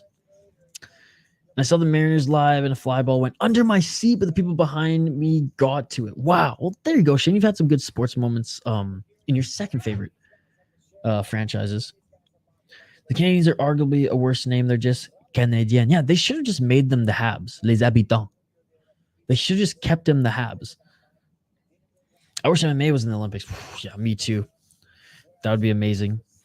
I think we're far from it being in the Olympics, but hopefully down the road, and maybe this is something when Dana White steps down the road, but I'm hoping that every league, there can be some like almost World Cup of MMA, that whether it's country or not, I would rather honestly see it like promotion, like your best 1, 2, 3 division, your best 1, 2, 3 division, or a crop of them, and we just have a tournament. But maybe, whether that comes first or the Olympics, I do want to see it. French Canada gets the short end of the stick all the time. All right, guys, we're going to highlight these next fighters here for the main event of the evening. They're about to be announced in the center of the cage, this massive cage, Lux Fight League 33, which started off strong, kind of petered a little bit. But I'm invested here. I'm invested here for the main event of the evening. And another big shout out to everyone who's been joining us throughout this entire stream. You guys are fucking awesome. Montreal Habs, Montreal people who live here. That's what I'm saying. Like, at least, it's the same as Canadians, but like, you call yourself the Canadians and you call yourself the Habs, fucking pick one. Do you want it French? Do you want it English?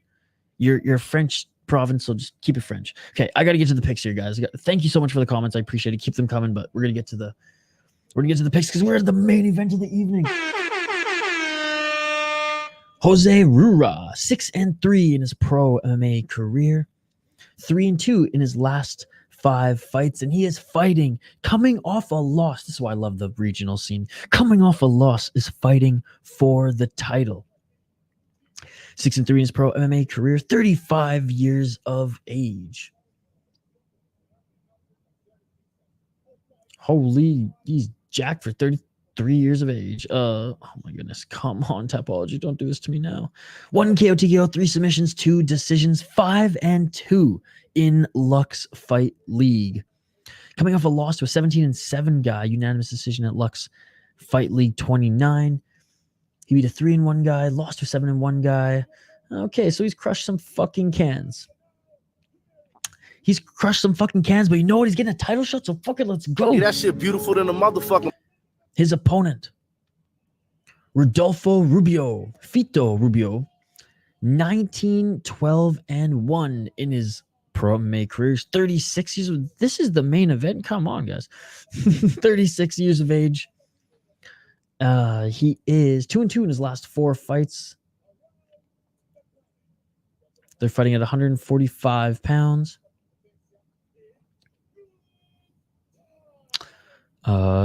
5 KO TKO, 13 submissions, 1 decision, 0-1 in the UFC. That's why he fought in the UFC back in 2014. 5-1 in Extreme Fighters Latino, and 2-2 in Lux Fight League. Coming off a win against a 7-2 guy, lost to that same 16-7 guy, beat a 7-8 guy, beat 5-3 guy making their debuts. I mean, he's kind of crushed some cans as of late as well. I mean, look at his losses against the guys with actually like pretty good records. So, all right, looking at straight up on paper, Shane. This one's tough to choose.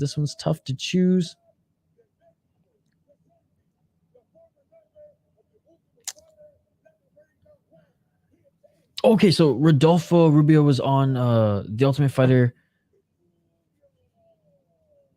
Latin America. Okay.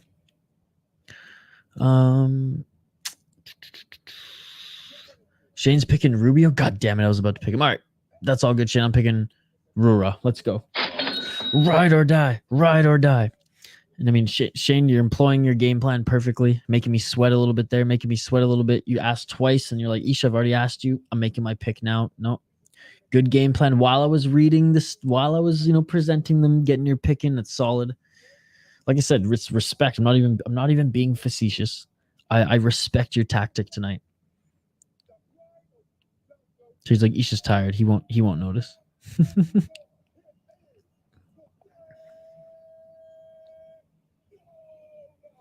Roura in the black trunks. In the white trunks is Rubio. RDR versus Bilal or RDR versus Leon sounds better. Oh, Leon, because Leon will beat him up more than Bilal. They'll both beat him, but I think Leon will like hurt him more. Not that I want him to get hurt, but you know what I mean. It'll be more of a savagery type fight that I like. Sorry, I missed a bunch of your comments, but we're gonna get to the fight here.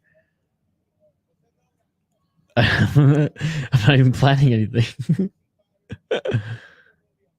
I don't know, Shane. The second and third time, maybe not, but that first one, I know that you swang dangled me. All right, round 1, main event of the evening for the title, for the vacant. What the heck titles again? Bantamweight title. Let's get it on. Let's get it on. 30 seconds have gone by. Roura, again, in the black shorts, pressuring Rubio to the outside of that center line. Bum, bum, bum, ba-dum, bum, ba-dum, bum. Right?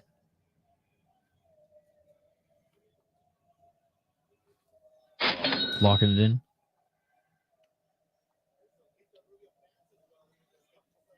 Four minutes on the clock here. Best sportswoman I've ever seen live was Eck undressing the Vegas goalie in the shootout this past year. Was it Aiden Hill? The Vancouver Island boy?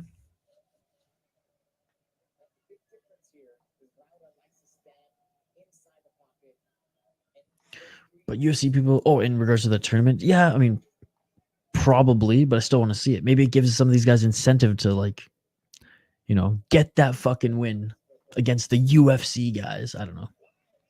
Nice left hand there by Roura. Yeah, it's probably a silly idea. I admit, JL, but hopefully someday we'll be able to see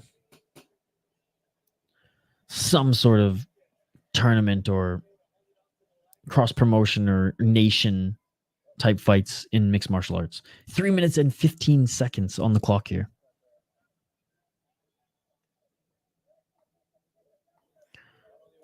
Neither of them start with B.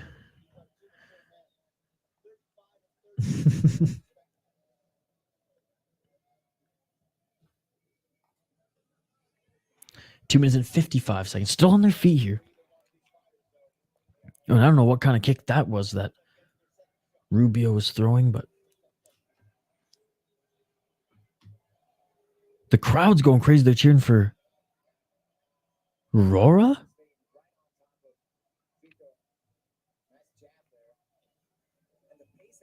Body kick there by Rubio.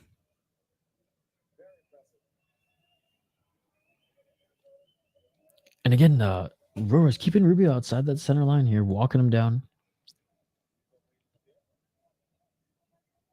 2 minutes and 10 seconds on the clock. Oh, going for the oblique kick, and he slips.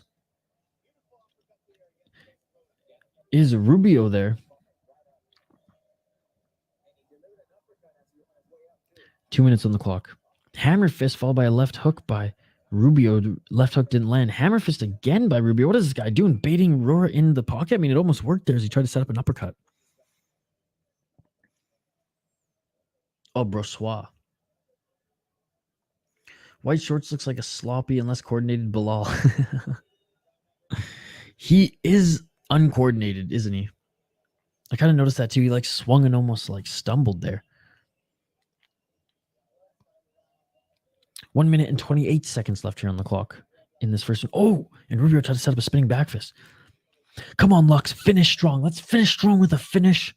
A finish for the belt. A finish for the boys. 1 minute and 10 seconds on the clock.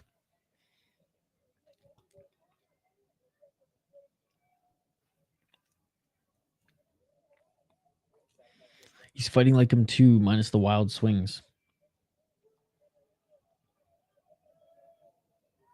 And Roura, again, hasn't... Oh, and Roura almost timed a knee. Roura almost timed a knee. That just grazed the chin. 43 seconds left in this first round. I was just going to say, Roura's not really doing much right now other than moving forward, pressuring. He's not landing a lot of damage. Nice straight left there by Rubio. Roura trying to set up that swinging uppercut. 25 seconds left on the clock in this first round. Yeah, both these guys, I mean, shit, there were some like 2-0 guys on the card who looked better than these guys thus far. I guess they are getting older. 36, 35.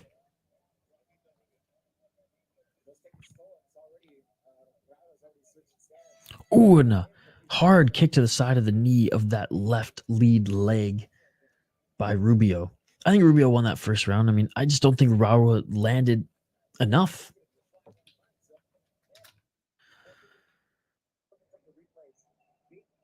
There's a big overhand right by Rubio. Doesn't land clean. They each land. Could you imagine the double knockout?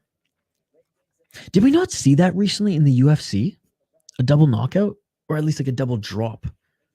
Both guys dropped. I don't know if there was a double knockout, but both the guys definitely dropped.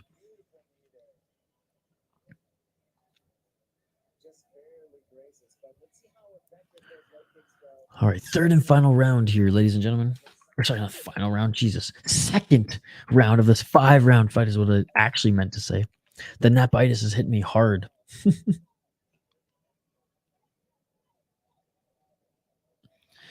All right, here we go. Coaches. Everyone's leaving the cage right now. Let's see how much longer these guys can fight at this pace. All right, round 2. Let's get it all. 4 minutes and 58 seconds, or sorry, 4 minutes and 55 seconds on the clock if you want to sync up with my stream.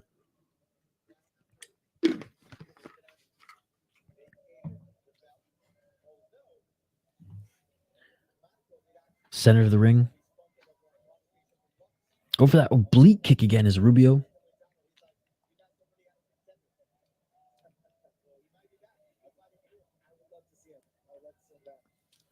Go for a crazy spinning kick again there was Rubio. And Rubio! I thought Rubio was going for the takedown there, but he kicked the leg and dropped Roura with that leg kick, and now he's laying down. Hammer fist here. Rubio inside control. Dropped Roura with the leg kick. The Pride theme song makes me want to do anything and it will look badass. Right? Dude, JL, I listen to that like at least 3 times while I'm working out. That's my, when I go on long bike rides, that's the first song I play on repeat. So I can like just get fucking pumping, dude. Whenever I hear the Pride theme song, I just want to like punch a wall. I want to run through a wall. Oh, here we go. Triangle. Reverse triangle attempt by Rubio.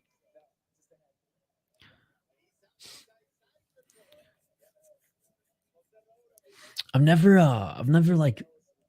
been with a woman while playing the Pride theme song. Big music guy, you know, a little romantic over here. But next time, I think we'll just do that. We'll go from like Barry White to the Pride theme song. That'll get her going.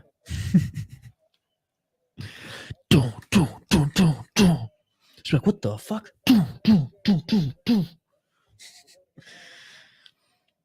You're watching Blown Apart's video, I'm guessing? 3 minutes on the clock here. Both fighters on their feet. Rubio is who you want to win. Holy crap, and Roura set up a huge overhand right. Didn't land. Rubio throws a front kick. Again, folks, my roommates are sleeping. That's why I'm whispering right now for any new viewers who drop in. Nice. Fuck, it's already 1 a.m. over here. I was going to stay up all night and edit. I still might do so, but I'm going to have Napoleon Blown Apart's documentary in the background. I ain't sleeping tonight. It's not going to happen. 2 minutes and 12 seconds. Both of them are swinging, just wild, lethargic, but apparently powerful shots still as Roura landed a left and tagged Rubio there.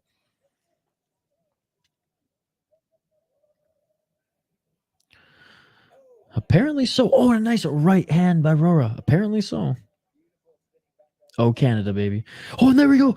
Rubio just tagged Roura. Rubio tagged Roura and he's trying to finish this fight. Roura is trying to roll out of this.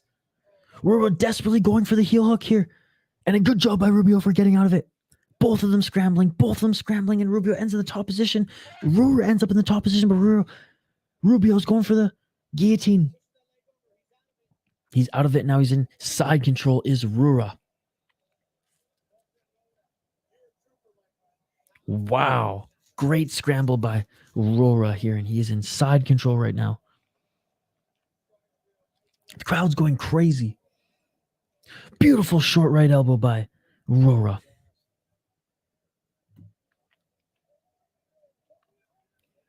Modified half guard. Ooh, and another beautiful elbow there by Roura. Another right elbow. Oh, and there we go. Rubio's cut. Rubio's cut in his forehead. One of those elbows sliced him wide open. The blood is going to start flowing soon here, folks. Oh my goodness, here it is. Oh, and another right elbow. Dude, Roura, this is why we need elbows. Could you imagine this not being an MMA, being in an MMA promotion? Oh, wait, the PFL. Aljo would probably be both of them at the same time. 20 seconds here. What a great way to end this round by Roura.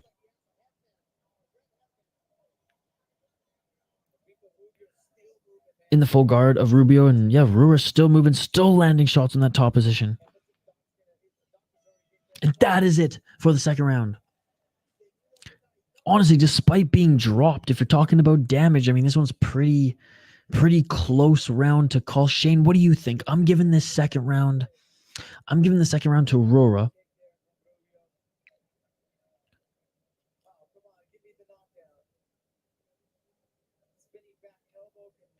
Actually, you know what? Maybe they traded shots.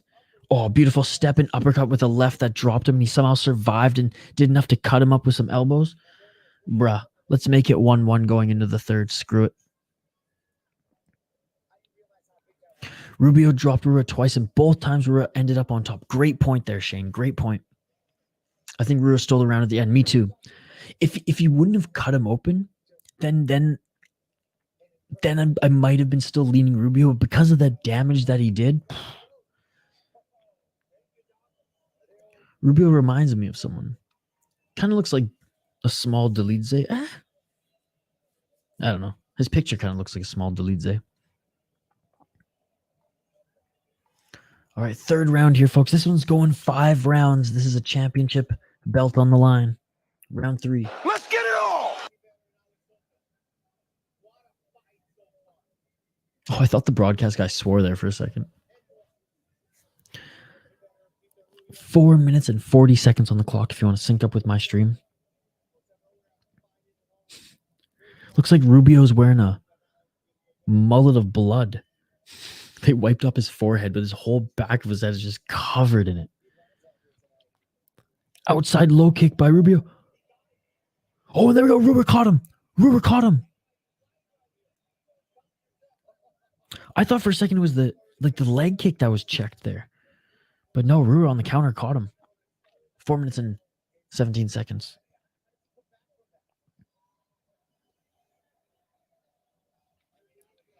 Both of them center the cage. Straight left jab there by Roura. You know what, this fight, for as sloppy and kind of slow in their technique as they are, it's becoming a brawl, which, hey, I'm here for it. Oh, I saw it. Oh, wait. The recent one? There was one you wrote. Maybe I didn't see it. No, if it was recent, I didn't see it. What the fuck, YouTube? Let the Zoomer speak. 3 minutes and 20 seconds left in this third and final round. Why am I saying third and final round? It's not the third and final round. We have a freaking championship belt up for line. Because those are the autopilot things that I say. Oh, no, overhand right by Rubio. Drops Roura. Roura's dropped again. Let's see if Roura can get somehow back in the top position. Like Shane said, every time that Rubio's dropped him, Roura's ended up back in the top position. I want another crotch-sniffing LFA performance. No, I'm good with this, brother. I'm good with this over that. And here we go. Roura back on his feet. Can he keep surviving these shots, though? 2 minutes and 41 seconds.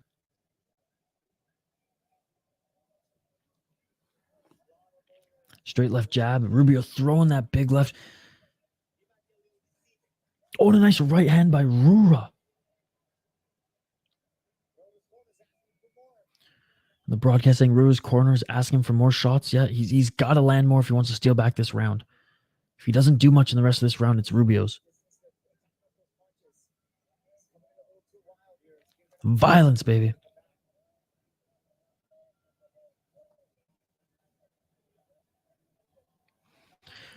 Two minutes on the clock in this third round, going into championship rounds next. Fight of the month at the moment. Oh, a nice spinning kick to the face of Roura. How is Roura still standing, guys? And another one. 2 spinning heel kicks to the face, and Roura just ate both of them.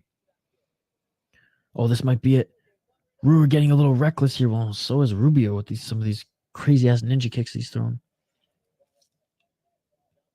Do you see that? Rubio walks in like Trevor Peak. A couple body shots there. He's got to be careful, Rubio, not to be too crazy with those shots as he walks in there, because Roura was trying to set up an uppercut. Pena power.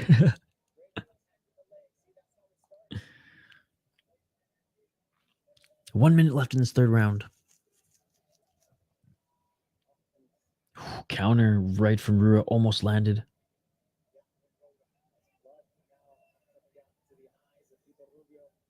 Look at Rubio, man. And that's the guy who's winning this round. That's a nasty cut. That's a nasty cut.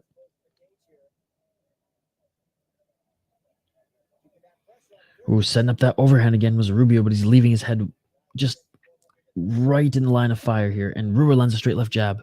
35 seconds left in this third round. Well, the main event's at least delivering as far as the entertainment factor, folks. I'll say that. Maybe a little sloppy, maybe a little slow in their technique, but the pace is fast and they're just going to war here for that title. Oh, another spinning heel kick. No, he definitely looks good. He definitely looks good. And that is it for the third round.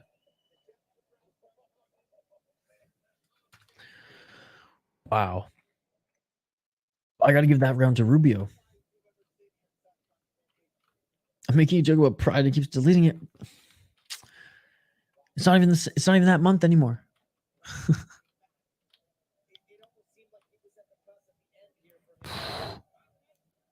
Oh man, both of them landed some good right hands. Rubio fun the way that he sets up that kick. Oh, YouTube. I think Rubio is going to gas throwing all those shots with reckless abandon. He should fake more. Dude, Coach Shane. Coach Shane is on it. Coach Shane actually has a good point there. No, indeed, Shane. Oh, man, look at that cut. That's nasty. And when he throws some of those crazy stuff when he's like walking in, like his head is like the primary target there. Mexican Bilal needs to go to the body.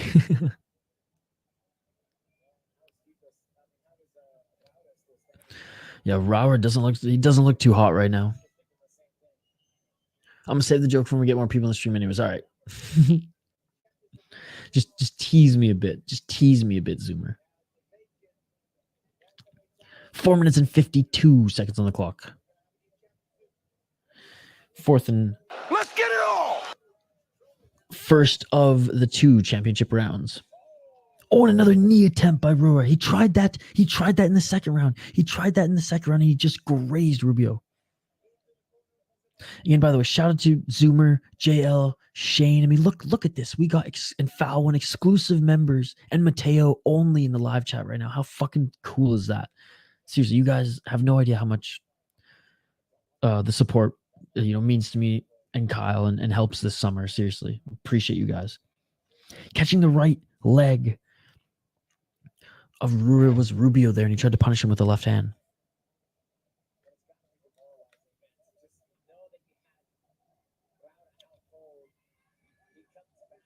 Roura now pressuring Rubio outside the center line.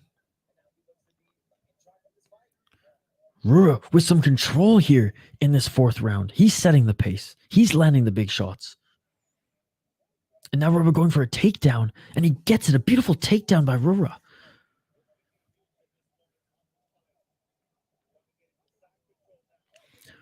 Roura in modified half guard side control, looking to pass completely into side control. Get up.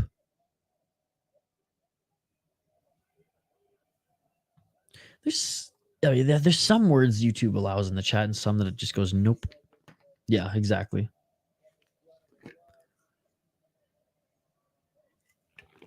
Here comes the lay and pray. Hey, his lay and pray was what cut open Rubio earlier in this fight. So if he can employ some of the ground and pound that he employed earlier, I mean, that's what I think won him that second round. 2 minutes and 51 seconds on the clock here. You're allowed to put your face or your hand over their mouth and face. You just got to be careful where the finger's at. Can't gouge. And I think if it was egregious, Rubio would have yelled to the official. She's right there. Not to say that she wouldn't miss it.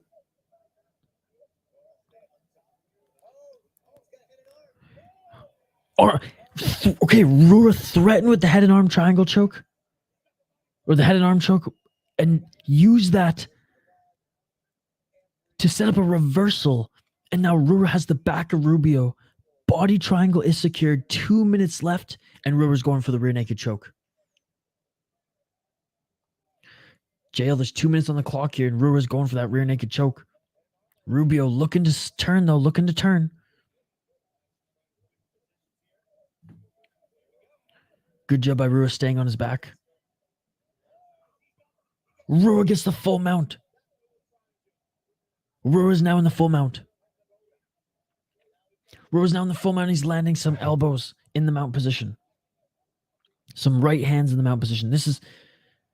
And spinning now is Rubio, and he spun right out of it. Rubio spun right out of it. Rubio spun right out of it. And Roura's then going for a triangle. Roura now still attacking the legs. Cage grab there by Rubio. Roura looking for the takedown, and Roura dead tired, been kicked in the face how many times this fight? Still has the energy to go for a takedown, dude. And another slam takedown by Roura. How does this guy have the gas tank? How does this guy have the energy to keep up this pace? Wow. 50 seconds left in this fourth round. We're going to the fifth, ladies and gentlemen. We're going to the fifth. JL, Rubio will smoke him in the fifth. I mean, how many more of those head kicks have to land to put him away? Or that walk-in uppercut. I mean, Roura's been dropped in 3 out of the 4 rounds thus far. Yet I argue he's winning this fight. He won this round. And another takedown. Another takedown by Roura. Don't let him bully you, son. Modified half guard side control now. Roura in top position. Hey, we were dogging the first round of the main event, or at least a little bit of the main event when it started here, but now they are saving this fight. Or sorry, they are saving this card.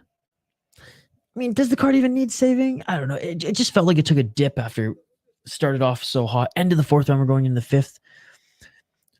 They're making a statement. They're ending this card off right and very entertaining. There we go. That's what I meant.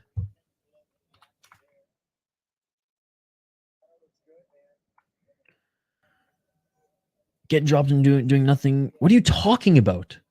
Are you watching a different fight than us? He reversed it every single time, JL. He reversed it every single time and got in the top position. That's where he was able to lay down the ground and pound. And then it's going to end in the fifth. What's up, Andrew B?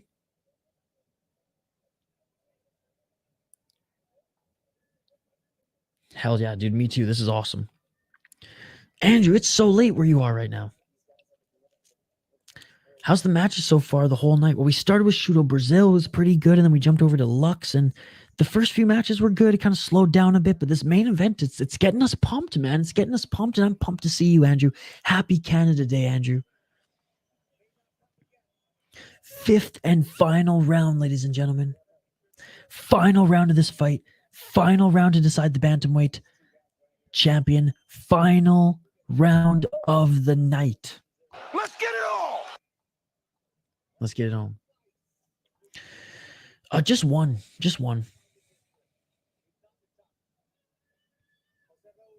How about you, buddy? 4 minutes and 48 seconds on the clock here. If you want to sync up with my stream. Center of the cage. Roura doing what he's done all fight, stalking Rubio, pressuring him outside the center circle. So I got rounds 2, 3, and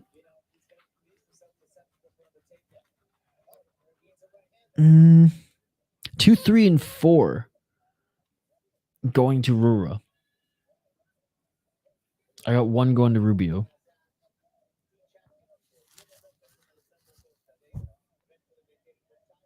4 minutes on the clock. The first 2 fights were good. I mean, I enjoyed the first 2 fights personally.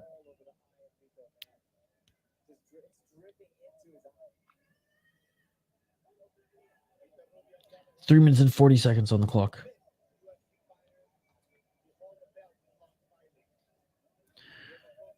Oh, actually, you're right, Shane. You're right.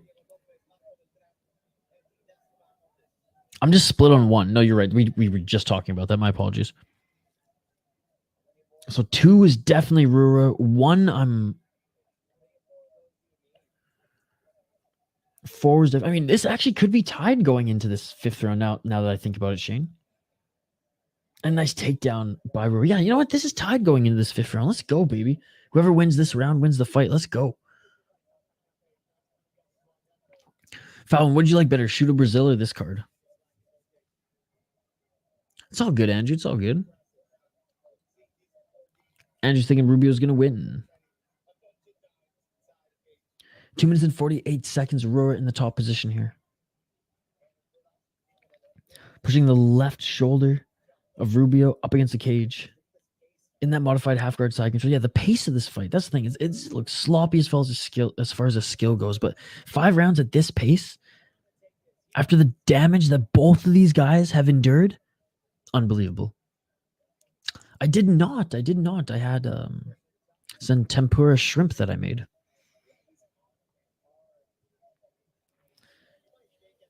Two minutes and 13 seconds here. Trying to pass into half guard or side control is Roura. Kind of just settling for side control here half guard here. Push it up and try to lay down a left elbow was Roura. 2 more minutes. Roura landing some soft shots to the side of Rubio's head. Rubio trying to scoot, but oh, and there we go. Rubio gets on his side here. Maybe he can push off the cage, but great wrestling there by Roura. Quickly recognizing that, grabbing the lower torso of Rubio and, well, moving him back to the position that he wants him in. Man, Rubio is covered in blood. I mean, they both are in Rubio's blood.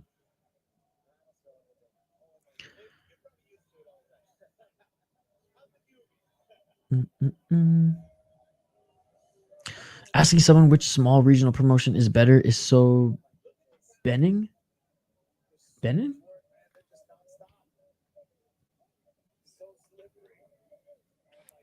What are you asking there? 58 seconds left on the clock here. I don't know. There's some that are clearly better than others, right? Like LFA is one of the best. Cage Fury's up there as well. Fury FC, I'm not a fan of, but Combate Global and this one, a lot of Mexican fighters come through both those promotions. And Rubio tried to reverse there in the final seconds. Roura right back on his back. Rubio gets back up to his feet, and Roura trying to take him back to his down as Rubio's going for a last second Kimura. 20 seconds left, and Rubio was going for a last second Kimura. Doesn't get it.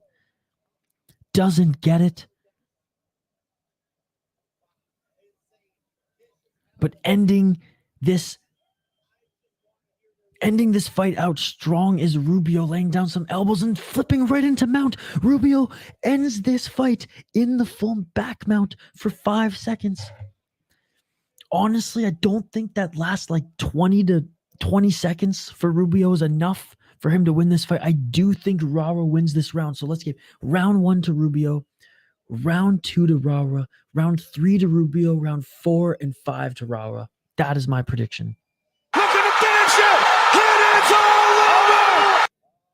What a bloodbath. What a fight.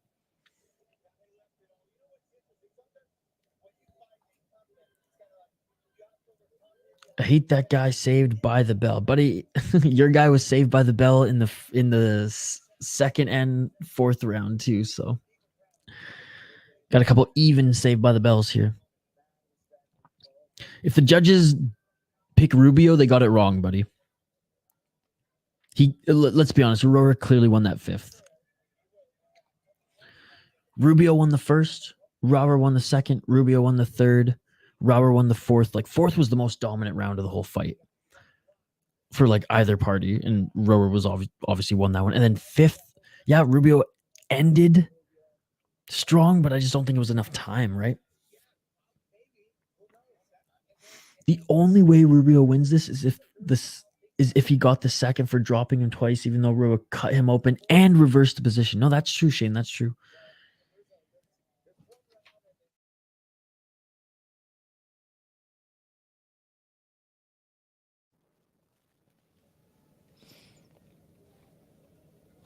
Put it this way. If Rubio wins, I don't think it's going to be a robbery. It's a close fight. It all comes down to that second round. Tomorrow we'll have a good breakfast and we're going to pancakes or eggs. I think it's pancakes with hash browns and bacon. Of course, toast. I don't know yet. And coffee. That sounds amazing, Andrew. That sounds amazing.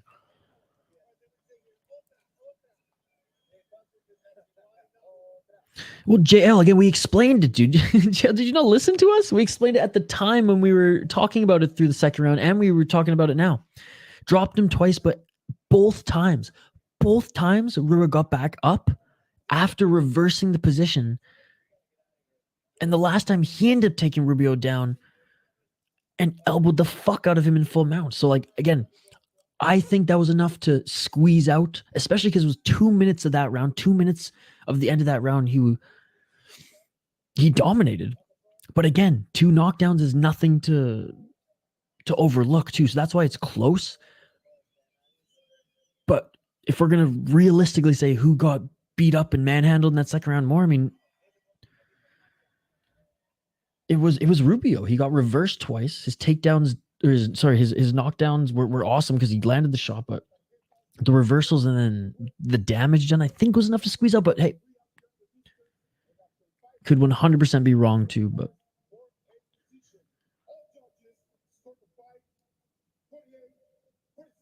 .48-47, so this was close. Unanimous, and it was close.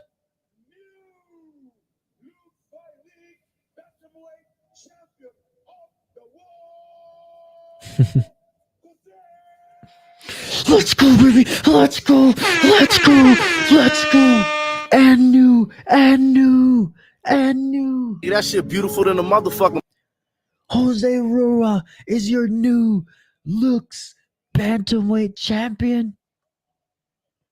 Oh my goodness. Oh, he would get probably eaten alive in the UFC. How did he survive those kicks? And those kicks didn't even knock him down, dude. That was insane. What a fight. What a fight. What a fight. Both of these guys, man.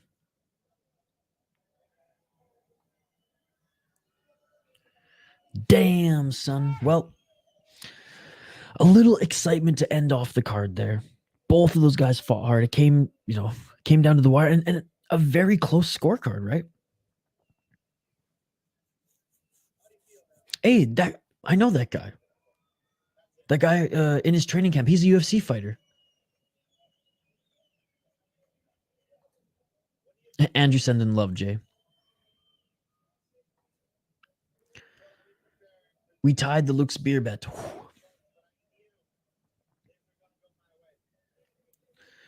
What a crazy night. What a crazy night. Lucky.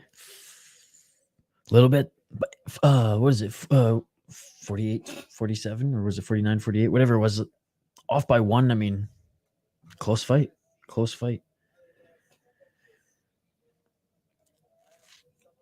I still can't believe he took those fucking 2 heel kicks to the face, man. That's crazy.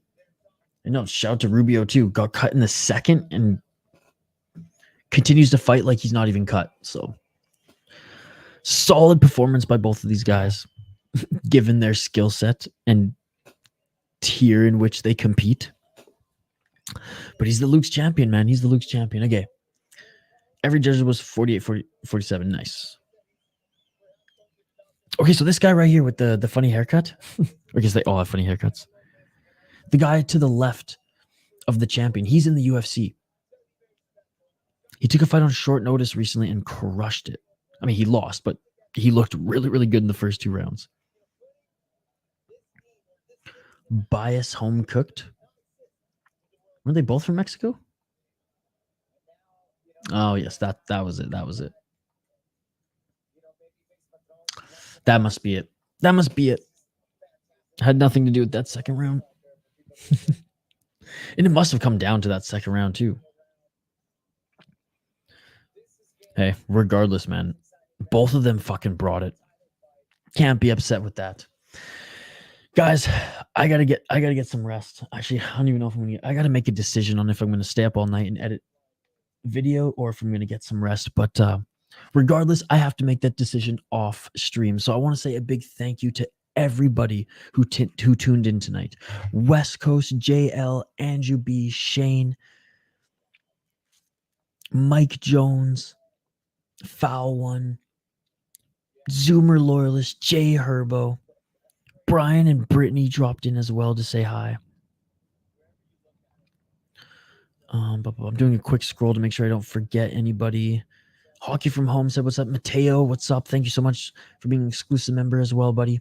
Diego, shout out to you, Diego. As always, buddy, it's great to have you in these streams. Mike Jones for not only being an exclusive member, but drops in out of nowhere with the $5 donation. Thank you, Mike Jones, for everything you do to support this channel as well. Small crew here tonight, but a fun crew. You guys are awesome. I said West Coast. Appreciate you, buddy. Orlando, thank you so much, Orlando, for joining.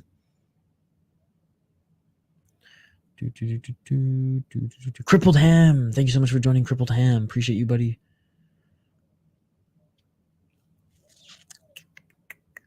I think that was it.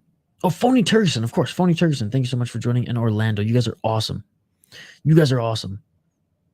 I'm heading to sleep now. See you next week. And happy Canada Day, guys. Bilal won't make this mistake. Hell nah. All right.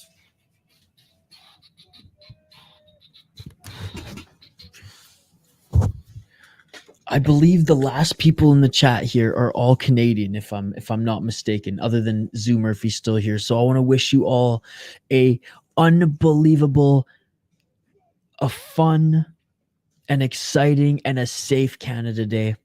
Happy Canada Day. It is officially Canada Day right now, ladies and gentlemen. It is officially Canada Day right now. Well, not for Shane because he's still on Pacific time, but for the rest of us here. So happy Canada Day to all our Canadian subscribers and everyone who supports us from Canada. We love you all from the Great White North. Again, have a safe 1st of July, Canada Day, and all of our American viewers here as well, Zoomer loyalists included. Have a great long weekend, and I hope you party it up on Tuesday as well, brother. Everyone who supports the channel, you all are amazing. Like and subscribe if you haven't already. We will see you next week for some more live streams, and if I don't fall asleep on my desk, you will see a predictions video coming tomorrow highlighting UFC. Back next week. You all are amazing. Lux Fight League in the books. Lux Fight League 33, and you have a new champion in the Bantamweight division, Jose Roura. Let's go. Good night, everybody. Have a great weekend, and I will talk to you soon. Peace. Yeah.